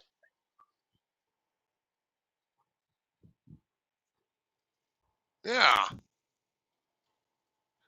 Okay, and then another one. Let's see. Oh, when I was a trainer, I had a trainee on my truck who was from New Orleans or Nolans. Yeah, Nolans. That's why that, of course, they. Yeah. Okay, so anyway, I had to get him into his area so he could finish getting his CDL. Because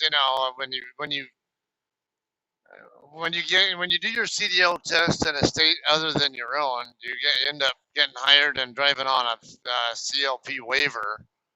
And a lot of people think that you're driving without an actual license. Well, that shouldn't be allowed. Like, well, they pass their CDL test. They just have to go to their home state so they can finish the formal process. Um, but anyway, yeah, I had to get him to New Orleans and get him his actual hard copy license.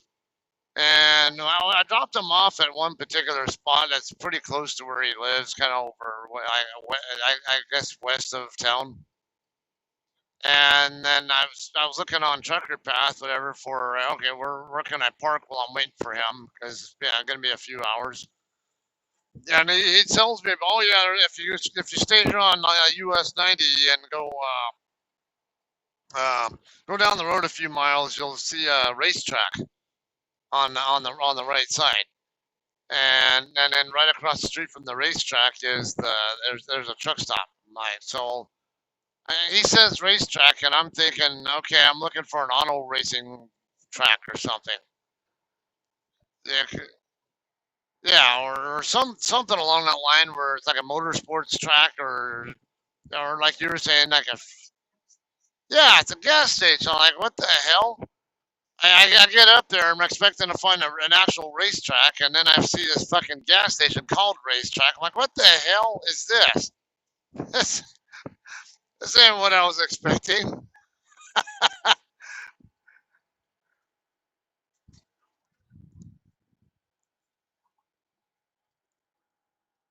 Yeah.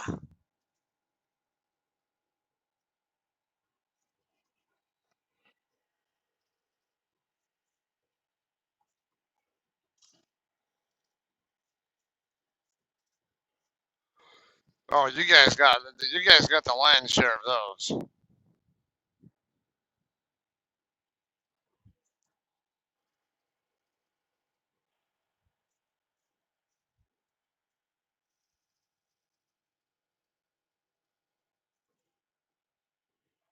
You like road tracks or dirt?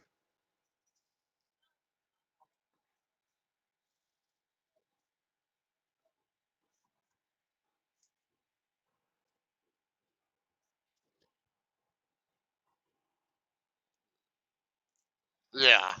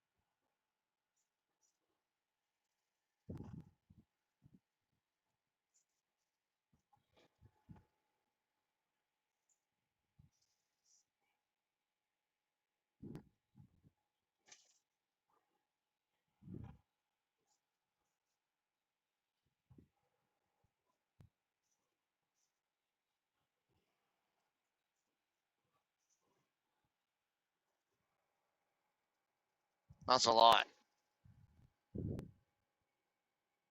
So if it was organized, like sanctioned and legal kind of racing, I think maybe like autocrossing or doing some kind of like a road racing course or something. That or when I had my Subaru, they also had not just autocross, but they had another one called rallycross, which is a lot like autocrossing, but on gravel or in dirt.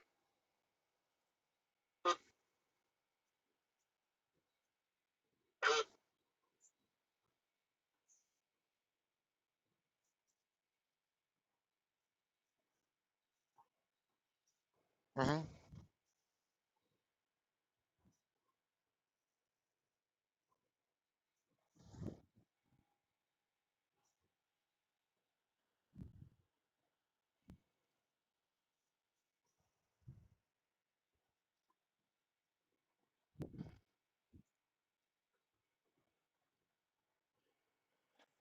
Yeah, I've seen that where they have like semi tractor drag racing. Those things haul ass too.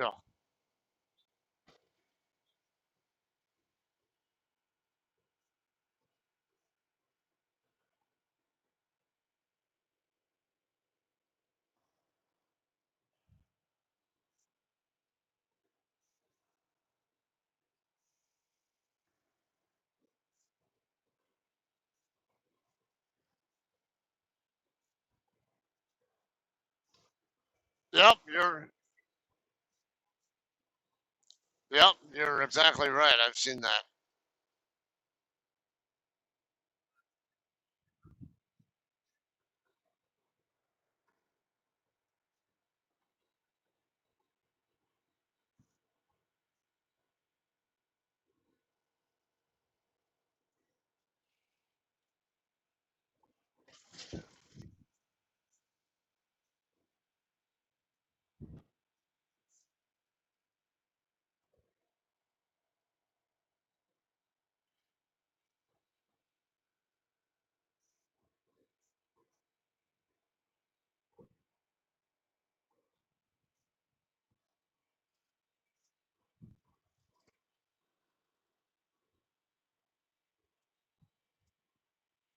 Yeah,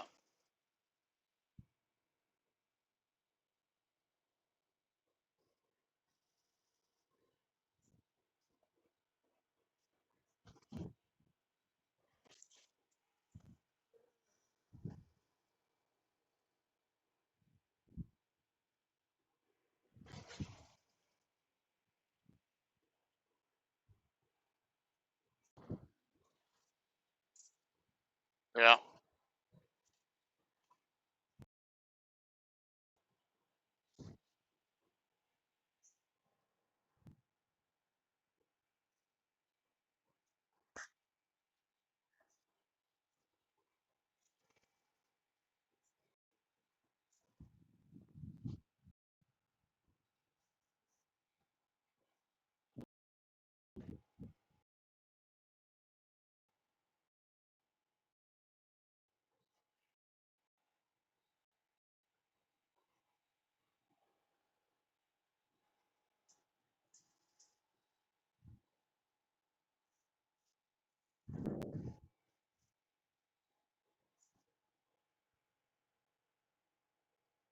uh, coming up on the tunnel pretty soon here, and by the ship. Well, they I saw. Oh yeah, well, I see some docks over, some ports and stuff over here, and then yeah, a couple minutes ago I saw a Newport News shipbuilding sign.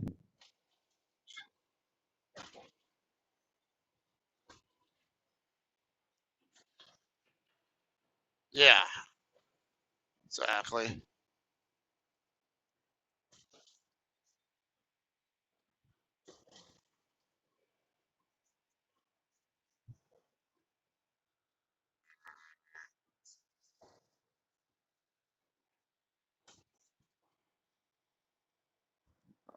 What is the consensus in terms of?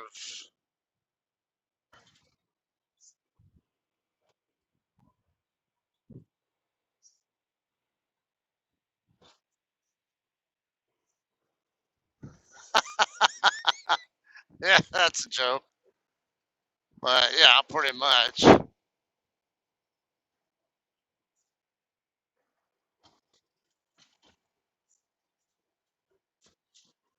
I'm getting ready to go into the tunnel, so I might lose you.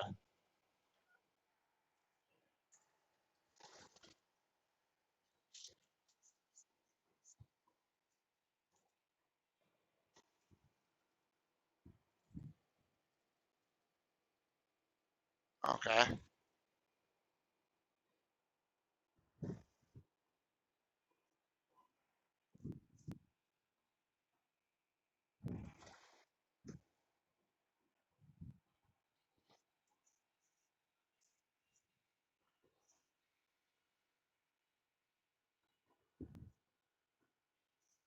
Oh yeah, cakewalk. Man, because it's a totally different environment when everybody's working as a team to do stuff, and you still have people you can have camaraderie with and all that kind of stuff. Brett Gilead, you know who Brett Gilead is, right? Yeah, do you know who Brett Gilead is? Yeah, he drives for us. He's also in the JCT Facebook group. Yeah, he actually he served in the Navy on a submarine.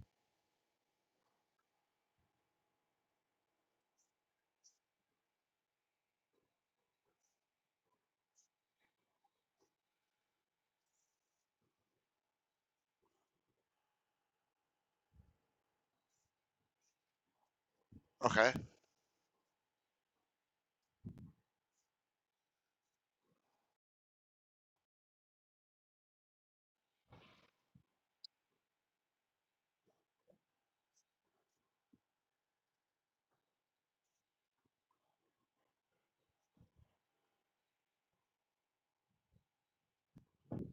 Yeah, that actually is how they go. Whatever the first ship is in that class is what the class gets named after.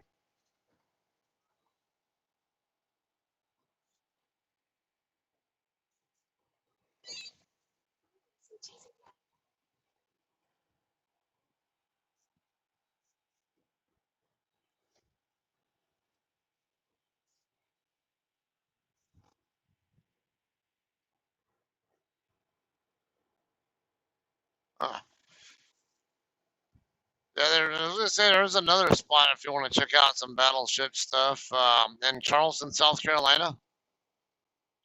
They have the USS Yorktown, which is an aircraft carrier, and they have a battleship there as well and a submarine.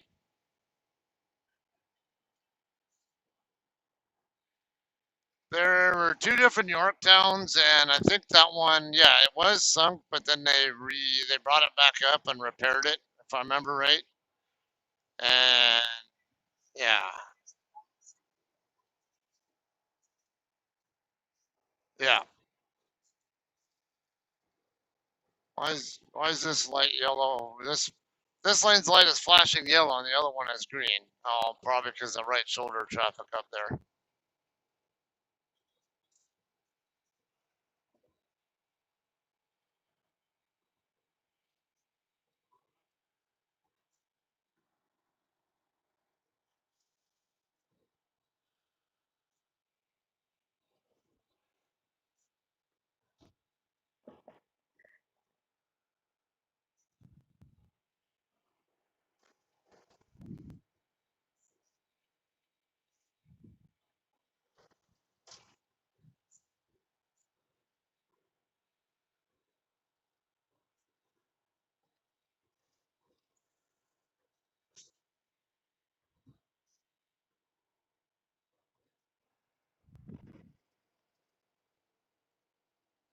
Yeah,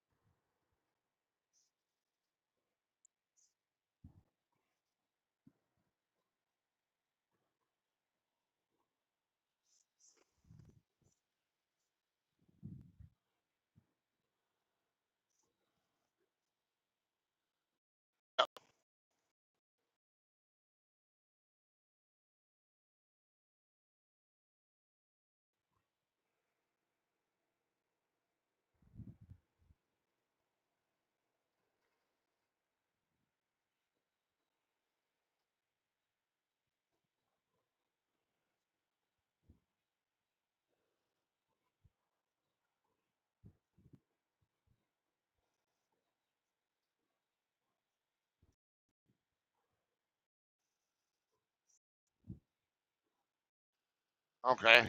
You said it was called the Ram Albemarle? Okay.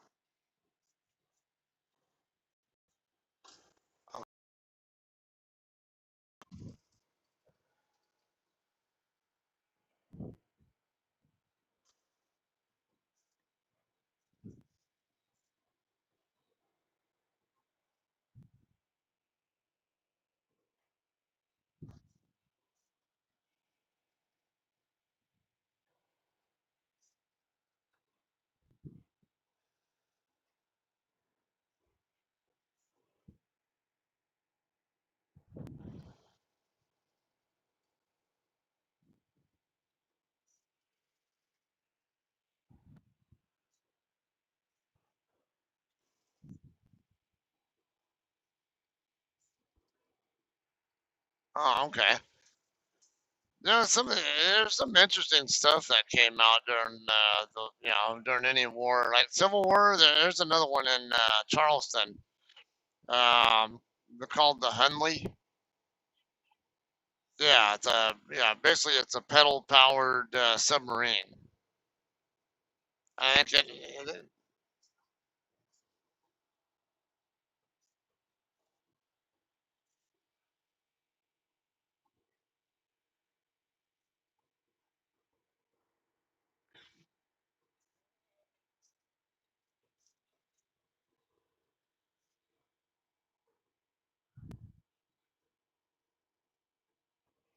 yeah, it was called the what? The Tuttle Turtle. Oh, the Turtle. Okay, and that was in the American Revolution. Wow. Yeah, I know of a run. Oh, okay. There was another. The Japanese tried to use something like that in World War II as well. They have one on display in Hawaii. I can't remember the name of it, but it was like I think it was basically a kamikaze submarine where it's just two Japanese people inside and they would pedal power it and they were on the submarine supposed to be the bomb. I don't know if they ever were effective against any targets, but I know they tried to do that.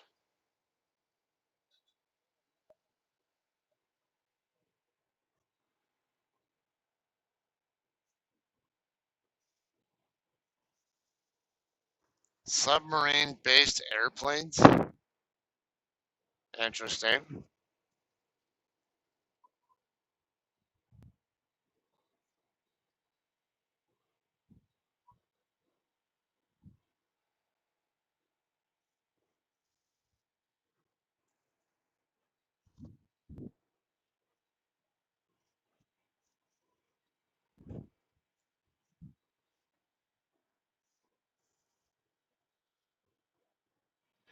Yeah, yeah. What else they did is they had a lot of bomb dropping balloons that they launched, and it's believed that those balloons actually did cause a big wildfire, and I think it was Oregon. And it's actually, Dora was she's doing a project on breaking barriers like last February, and uh, yeah, February is Black History Month. Okay, well, that was part of, and of course she's a teacher, and then so they focus a lot on Black History that month, and they they had several different things they were doing research projects on, and she, yeah, let's see, I think my exit's coming up soon here, before long, but okay, there was basically this unit called the Triple Nickel, and they were supposed to be they were basically the first all black combat unit, but then they never got a chance to prove their metal because, yeah, obviously, because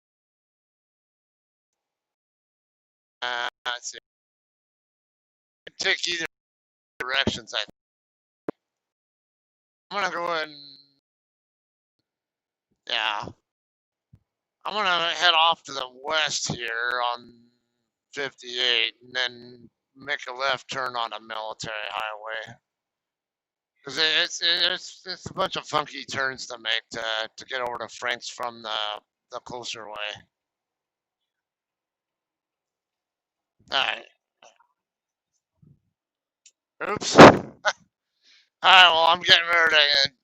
Yeah, and I'm getting ready to make some turns and stuff here too. So maybe I should let you go, and we can both focus on what we got to do. All right. You too. Bye.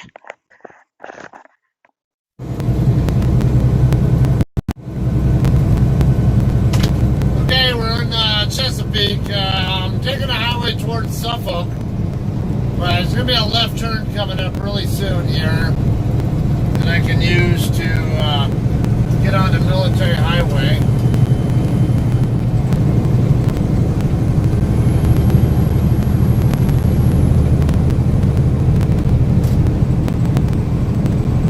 It's right behind these trees over here.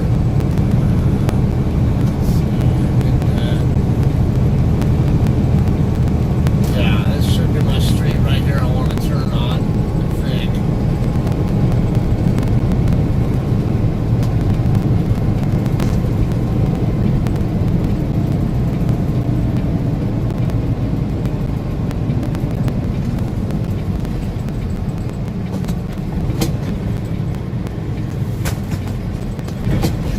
Yeah, that should be it.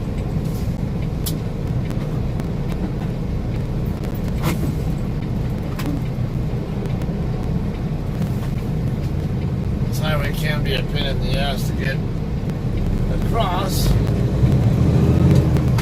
Coming at the wrong time. Alright, this is military highway right here. I can take this right down to the Franks.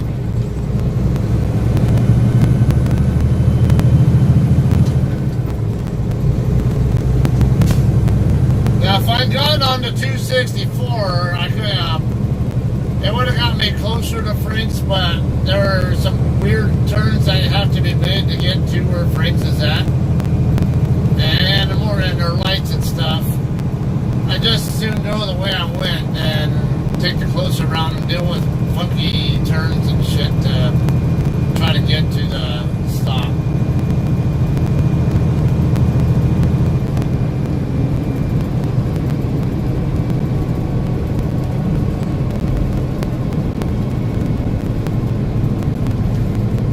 So that truck right there is coming out of Frank's right now.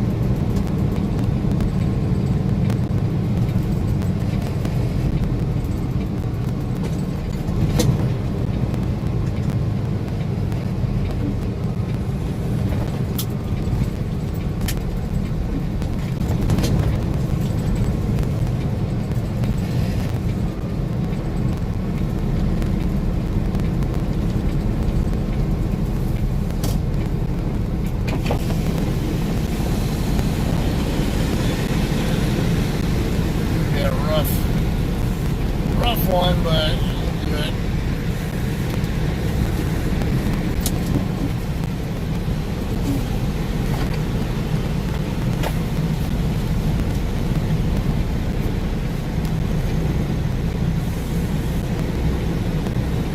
There's a purple Kenworth over here for you, Lisa. That's there too. Or no, I can't tell if it's blue or purple.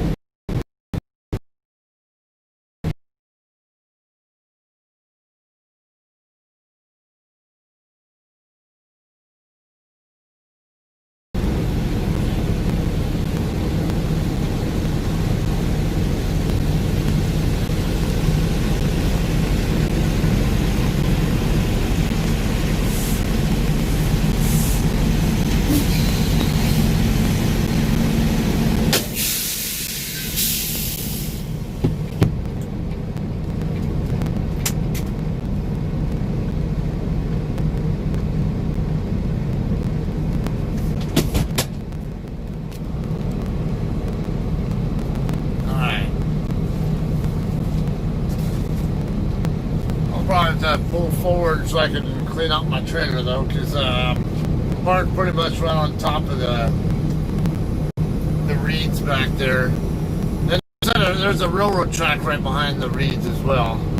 So that's one of the downfalls here. If you don't like noise, once in a while I might hear a train come by or something. Alright, I got a new menu.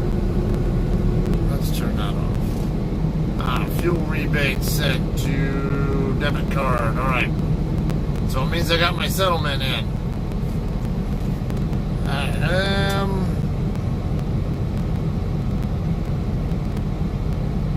Becky Mullen dead. Glow and Married with Children star was 56. Becky Mullen. Do you guys remember that name? I don't. I mean,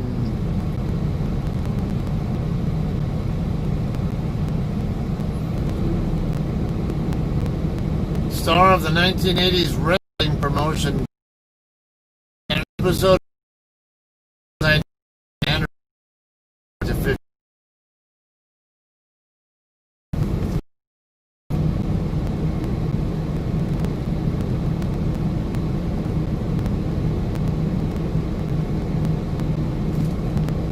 Doesn't say what happened or anything. Maybe illness or something. I don't know. Alright. It's also going to go get your number in a truck stop bathroom soon, Mish. Yeah. You got your number on in one of the stalls here, Mish? If not, I can put it on there for you for a good time call, and I got your number.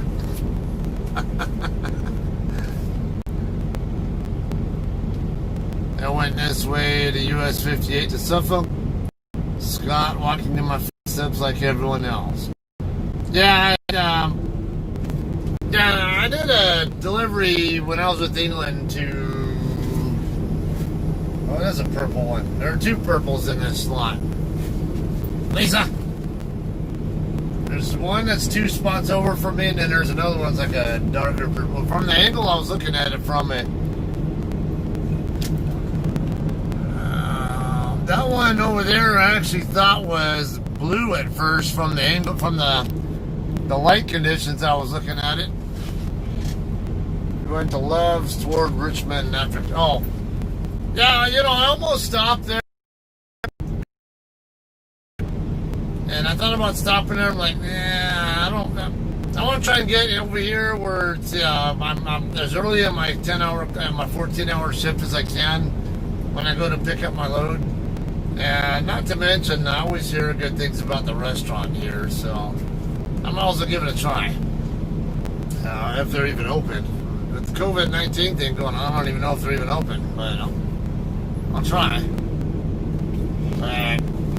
Yeah, I'm going to look up where it's some kind of a restaurant place over here in Suffolk. Basically, like me said, when I came off of 664 and 64, I turned west onto US 58, where I made the left turn, and I was on 58 when I made the left turn to come here onto this street.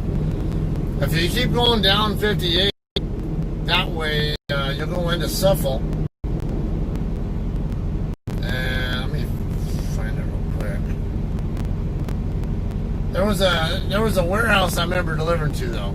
Loves in Disputanta, Virginia. Interesting name.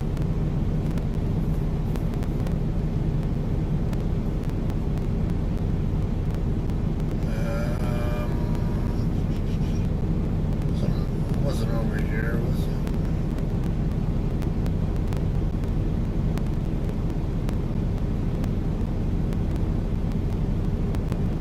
Oh, I think it might have been Reinhardt Food Service LLC. That was probably where I went to. Let me double check. It's basically across the street from the QVC distribution center. Yeah, looking at the layout of the lot, Reinhardt Food Service, I'm pretty sure is the one. Yeah, that place, I had my first experience ever with lumping my own load, too. You remember going on 58? Yeah, that wasn't US 58, that was California 58. Yeah, I rubbed it. That was an interesting experience there that Nora's talking about. Let's see. Double check. Yeah, it was definitely Reinhardt because it says I visited 4 years ago.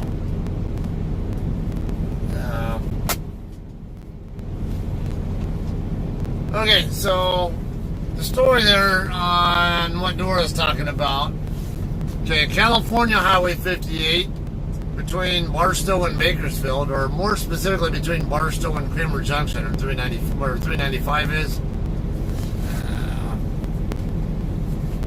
Yeah, that's what I think of that.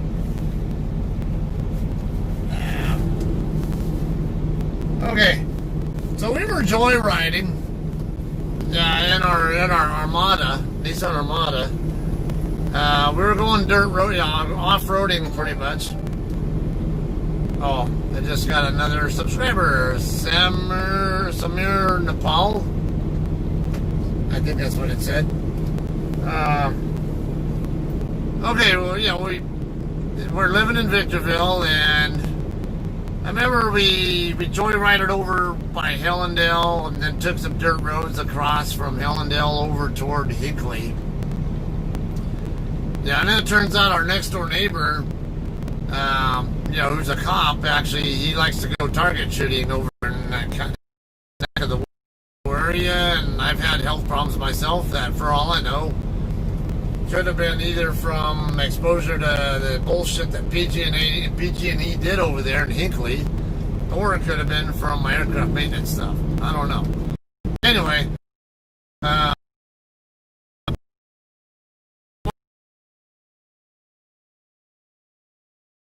it's a project for the railroad crossing. So in other words, instead of crossing directly over the tracks, so you don't and having to wait at the gate when there's a train coming by, they built a bridge over the train tracks. And also, because the train tracks were pretty close to 58, they also set it up where there's an actual on-ramp and off-ramp kind of set up there now instead. If I remember. But we ended up, I think we ended up going right where the road closure was at. We went east onto some road there. I don't think it was Community Boulevard. I think it was in between Community and 58. Went over that way, and I was going to try to cut up and around, basically detour up and around over to back up to Highway 58. But then when we start going north, basically through this little neighborhood, and we're driving through there on the dirt roads, and our route got cut off by construction netting for whatever they were doing there as part of that whole project. I think it was part of that between the grade separation and the 58 widening project. Anyway, we get over there, and I got stuck in the sand, and we couldn't get ourselves out. I ended up having to call my dad and brother-in-law. They came out, and they brought shovels and I think plywood and whatever else we could put underneath the tires. And I think there was also the goal was get my dad to bring his truck, so he could rope up to us or something and maybe help pull.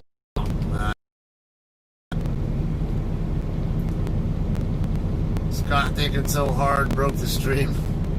Scott radioactive when he waves his hand, sets off buffering. You buffering? You buffering? Buffering again? 5 hours and minutes of remaining time. Let's go off duty. Yeah, I didn't do it. But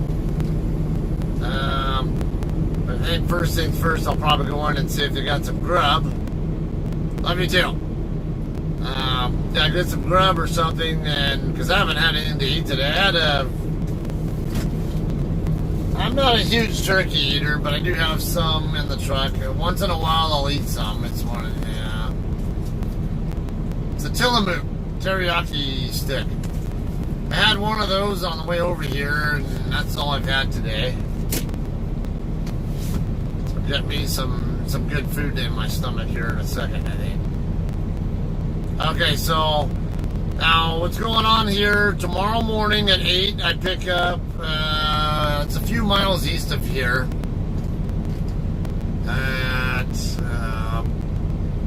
It's basically what used to be the Cloverleaf cold storage facility. Burris Freezer. Fleetwood Drive. I've actually been there before. You have to realize I'm the one that screws up most of the time and does stupid shit like that. Yeah. Well, you're not the only one who does it.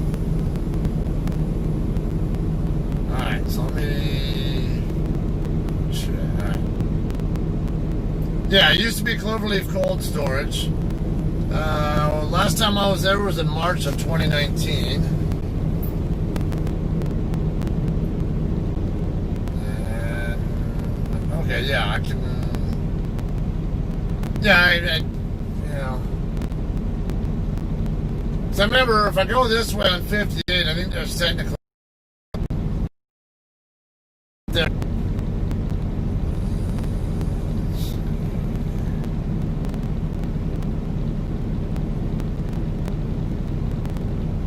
Yeah, because I don't have to do all this funky, crazy bullshit just to get on a 664 or 64. So, but I might do it. Yeah, I've tried to leave here and go over that way before on Military Highway and get across, and it was hard as hell just to even get onto eastbound 58, let alone westbound. So I'm a little reluctant to go that way just because of that and the time of day that I'm going to be doing it. Pretty good chance I won't want to go that way. I'll want to go east over here, but actually, you know what? Yeah, actually, I think this ramp right here in front of me I can use to get onto... I might be able to get on to 64 from, it looks like. Yeah. So, yeah, I can take the ramp right here in front of me.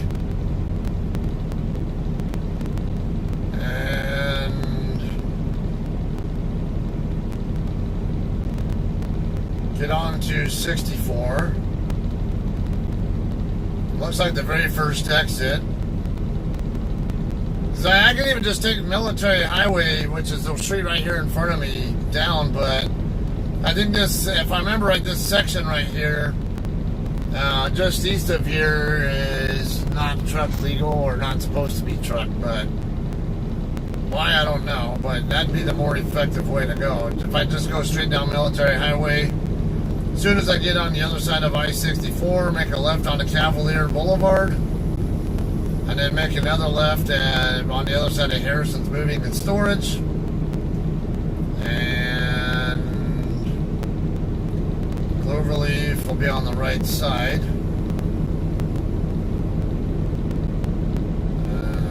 Double check, yeah.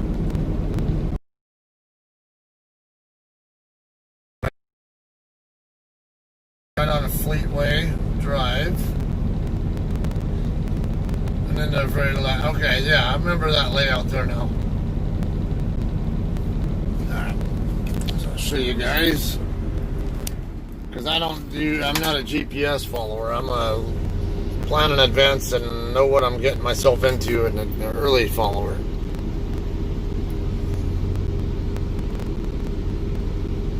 Alright, so, come on. Okay, right here is Frank's Truck Stop. That's where I'm at right now. Basically, there's an on-ramp I can use right here across the street. It is that one right there. And get on right there. And that'll bring me up. That'll get me on to 664. Get out of my way. It takes... No kind of warning. Alright, shut up. Right.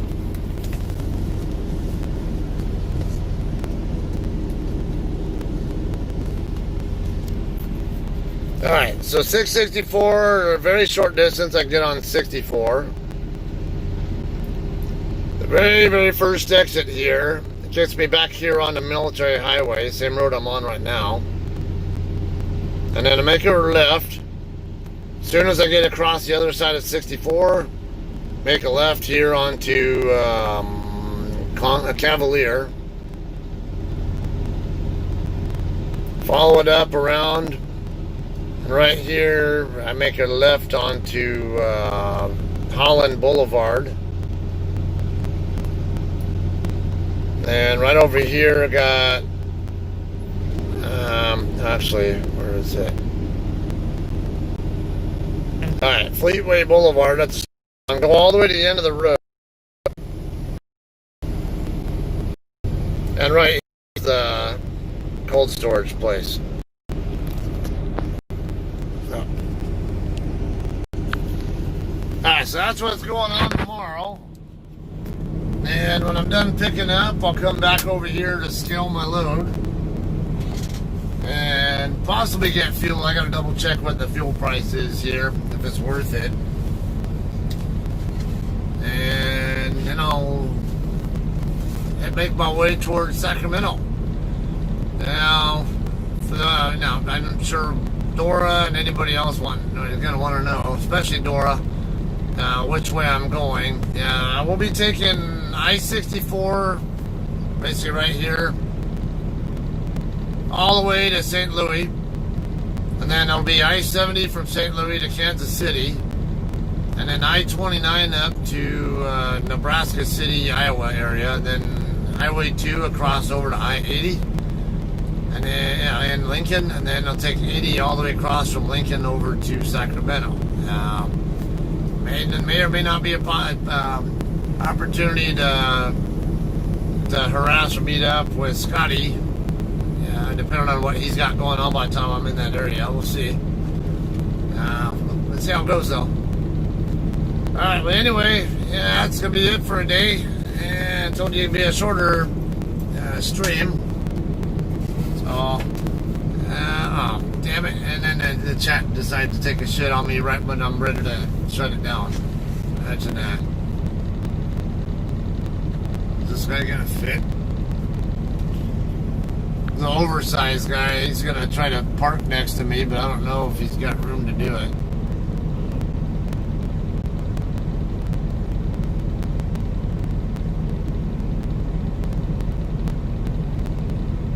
Might.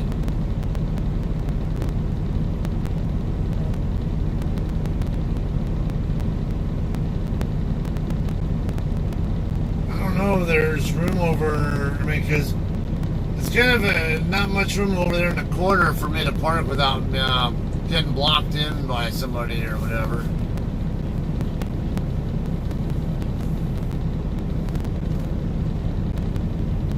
Yeah, I think he'll fit. Looks like he'll fit. I can tell it'll make it, but on clear of me.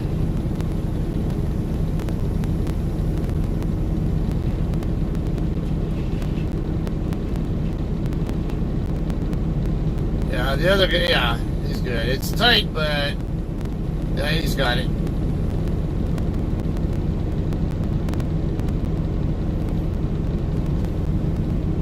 Yeah, and if it came down to it, I could have probably tucked in a little bit closer to the guy behind me, next to me too. Alright. I'm going to restart Streamlabs so I can shut down the stream. Okay. Now you guys have to realize that I'm the yeah, it does, yeah, it does kind of look like them, I guess. I never really watched that show, but I have kind of an idea on how they look, and yeah, I think you're right. Okay, so yeah, we'll see you guys tomorrow after I get through picking up my load, and I'm ready to come over here to scale it and head out. I'll be back online, alright? Probably be, I don't know, about 9, I don't know, we'll say 10 or so Eastern time tomorrow morning, or 7 a.m. Pacific, somewhere in that ballpark, alright? Yeah, give or take. So just watch for the notification if you're a subscriber, otherwise just, keep an eye out. See you guys tomorrow.